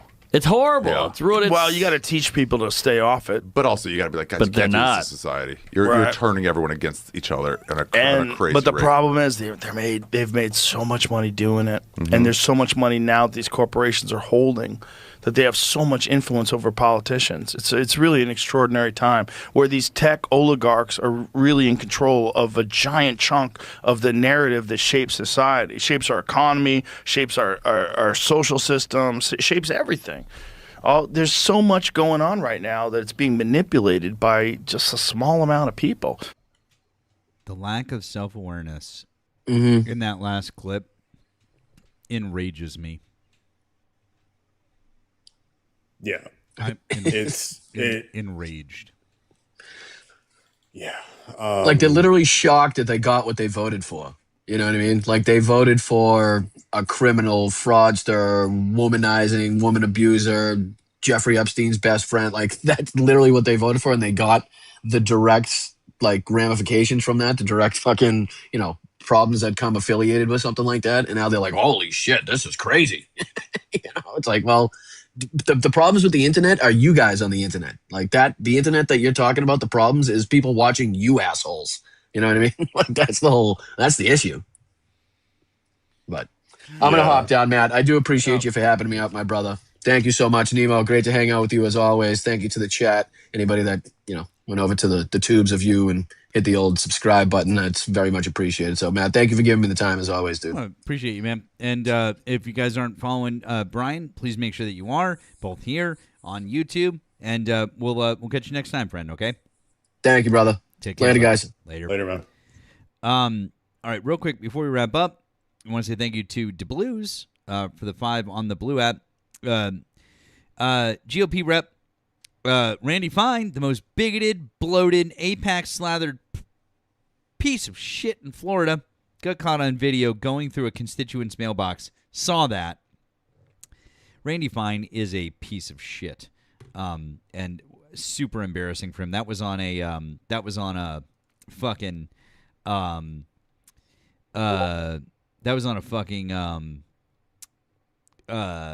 like Ring camera, one of those things. Holy shit. You have got to be kidding me. Yeah, so that's an old picture, because that's from 2016. Now, I couldn't find like an updated one, so I basically I had to use use an LLM to create an updated chart using the same data sets. And now I can't find the chart that I generated, but that is an old picture. Now, this is important, right? This is wealth distribution. This was as of 2016. It has gotten substantially worse. The bottom one, that's the U.S. The red one, that's the U.S. Okay, and the way that it's broken up, it's a little confusing, but basically, the bar at the far right side, that's the top 10%. The top 10% of the United States and how much wealth they have. Now, the top chart, the blue bars, that's the same chart for wealth concentration or wealth distribution immediately before the French Revolution.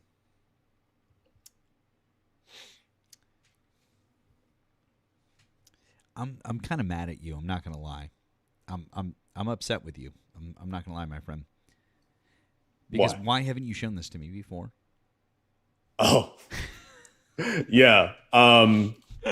It's why have I not seen this chart before, and why has it not been broken out? Because my God, I want to ask somebody. I want to be like the French Revolution. You think that they were justified in what they did? My God, this is insanity. Because I knew right away as soon as I saw that it said 2016, I was like, oh, it's worse now. It's fucking worse now in the last 10 years. This is so bad. So bad. Yeah. Holy fuck. Yeah, it is very bad. But yeah, so that's where we are now. Well, we're actually worse now.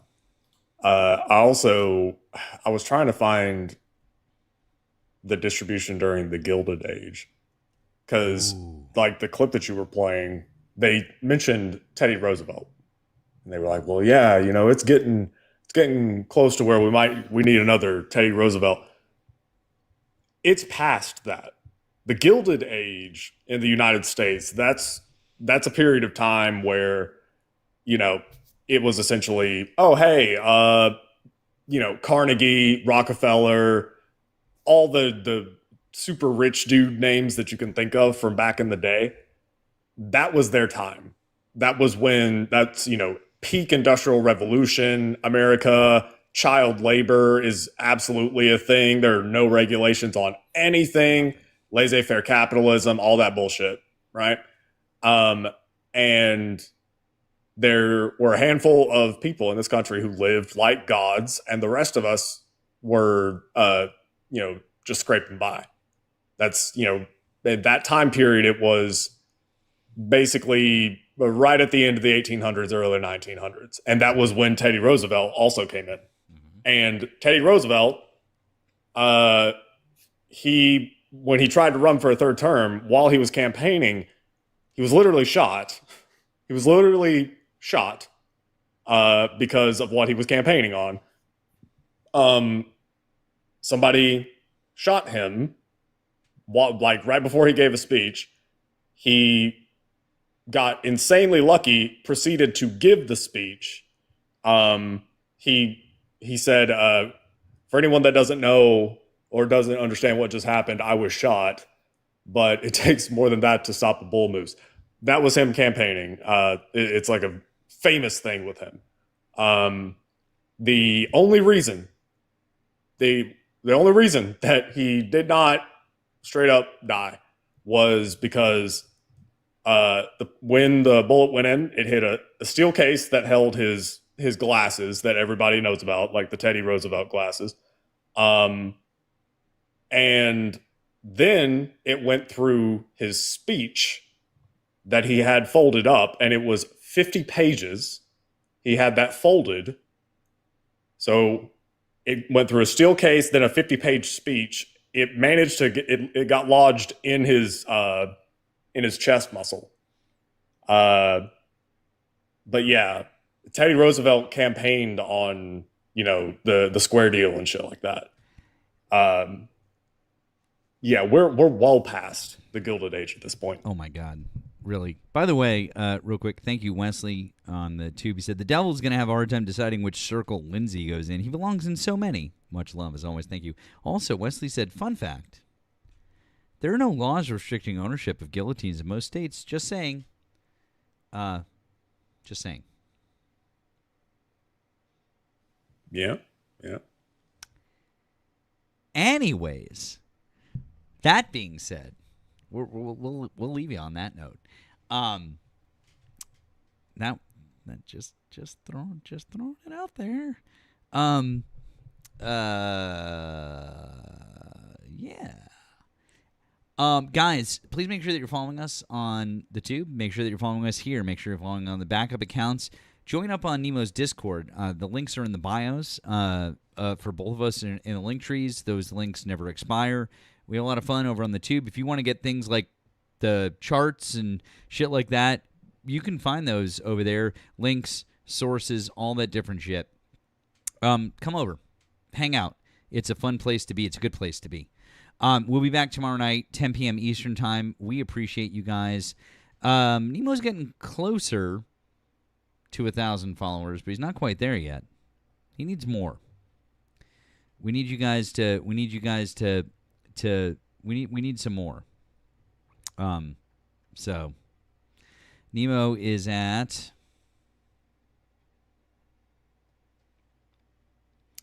almost 900. So we need just about 100 more followers, guys. Needs 100 more to get up to 1,000. Need you guys to come through on that, okay? So we got to get there. Get over there, guys. There's so many people. We have more people on a nightly basis that come through this live. Okay? I know that you guys can do it. I know that we can do it. So it's Nemo Says TT. Or you can find the link in Nemo's link tree in his bio. So we can do it, guys. Promise. How many people are watching on YouTube right now? I just hopped on there. On the tube, there are like 120 right now, maybe? 115, okay. 115 over there. Oh. But I bet you that most of the people that watch on the tube have already... I'm just going to guess that most people over there have already subscribed. And also, it just got put up in the chat, so. Yeah. I don't have any content on the YouTube, but yeah, I dropped the link to the channel in the YouTube chat just then. Does TikTok allow links now? I can't remember. I don't know. I don't think they do. I don't think they do. But it's just, guys, it's just Nemo Says TT. So, who are we rating? That is a great question. Let's see who's on. So, who is on?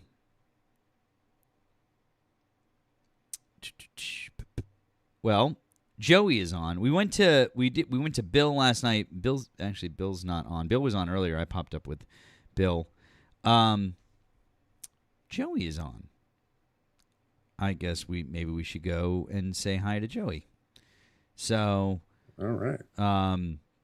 It's going to be Joey _ does it. Oh, he's up to 903. There you go. See? We're doing it. I bet you tomorrow night we're gonna push hard and we'll make it happen. Tomorrow night, 10 p.m. Eastern Time. Let's go see Joey. You guys know Joey. You love Joey. We're all gonna go see Joey. Give him all the love, and then make sure that you keep an eye out if Nemo pops up somewhere later tonight or tomorrow. Continue to show him the love, especially over the next couple of days. You guys know what he's got coming up. So be extra kind. Be extra kind because he's going to have to take some more time off. So just keep that in mind as you see him around these TikTok streets the next couple of days. I'll be back home the next couple of days. So this will be my last night in Maine, and I'll be home the next couple of days. And actually next week is my last week up here. So all right. We are good. Everyone, thank you.